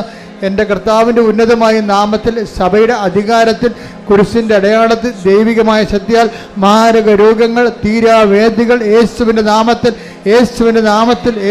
നാമത്തിൽ മാറിപ്പോകട്ടെ. സർട്ടിഫിക്കറ്റുകളിൽ വിത്ത് ഹെൽഡായി പോയിട്ടുള്ളവർ, പരീക്ഷയ്ക്ക് ഒരുങ്ങുന്നവർ, പരീക്ഷ കഴിഞ്ഞവർ, തൊക്കൊന്ന് ഭീതിയുള്ളവർ, ജയിക്കാൻ വേണ്ടി കണ്ണീരോടെ പ്രാർത്ഥിക്കുന്നവർ എല്ലാവരെയും, വ്യത്യസ്തങ്ങളായ വിദേശ ജോലികൾക്ക് വേണ്ടിയുള്ള പരിശ്രമങ്ങളിലെ ഓരോരോ ഘട്ടങ്ങളിലെ ഹെൽഡപ്പായി പോയിട്ടുള്ളവരെ ഈ സമയത്ത് സമർപ്പിച്ച് പ്രാർത്ഥിക്കുന്ന, വീട്, ജോലി, സ്ഥലങ്ങൾ, സ്ഥലസംബന്ധമായ വിഷയങ്ങൾ, വിവാഹം, മക്കളില്ലാത്ത അവസ്ഥകൾ, എല്ലാ വിഷയങ്ങളും സമർപ്പിച്ചുകൊണ്ട് പ്രാർത്ഥിക്കട്ടെ. ഇട്ടുമുഴക്കം പോലെ സ്തുതിക്കട്ടെ. ഹല്ലേലൂയ, ഹല്ലേലൂയ, ഹല്ലേലൂയ, ഹല്ലേലൂയ. യേശുവേ നന്ദി. ഹല്ലേലൂയ, ഹല്ലേലൂയ. ആരാധന, ഹല്ലേലൂയ, ഹല്ലേലൂയ. യേശുവേ ആരാധന. യേശുവേ ഹല്ലേലൂയ, ഹല്ലേലൂയ. ഹല്ലേലൂയ, ഹല്ലേലൂയ, ഹല്ലേലൂയ. ആരാധന, ഹല്ലേലൂയ. പുകഴ്ചയും ഉണ്ടായിരിക്കട്ടെ. മുട്ടേ നിൽക്കുക. മൗനമായി പ്രാർത്ഥിക്കേണ്ട സമയമാണ്. കർത്തൃതിരുസന്നിധിയിൽ മൗനമായി പ്രാർത്ഥിക്കുക. ഏതെങ്കിലും വിഷയങ്ങൾ പ്രത്യേകിച്ചുണ്ടെങ്കിൽ ഇപ്പോഴും പ്രാർത്ഥിക്കേണ്ട സമയമാണ്.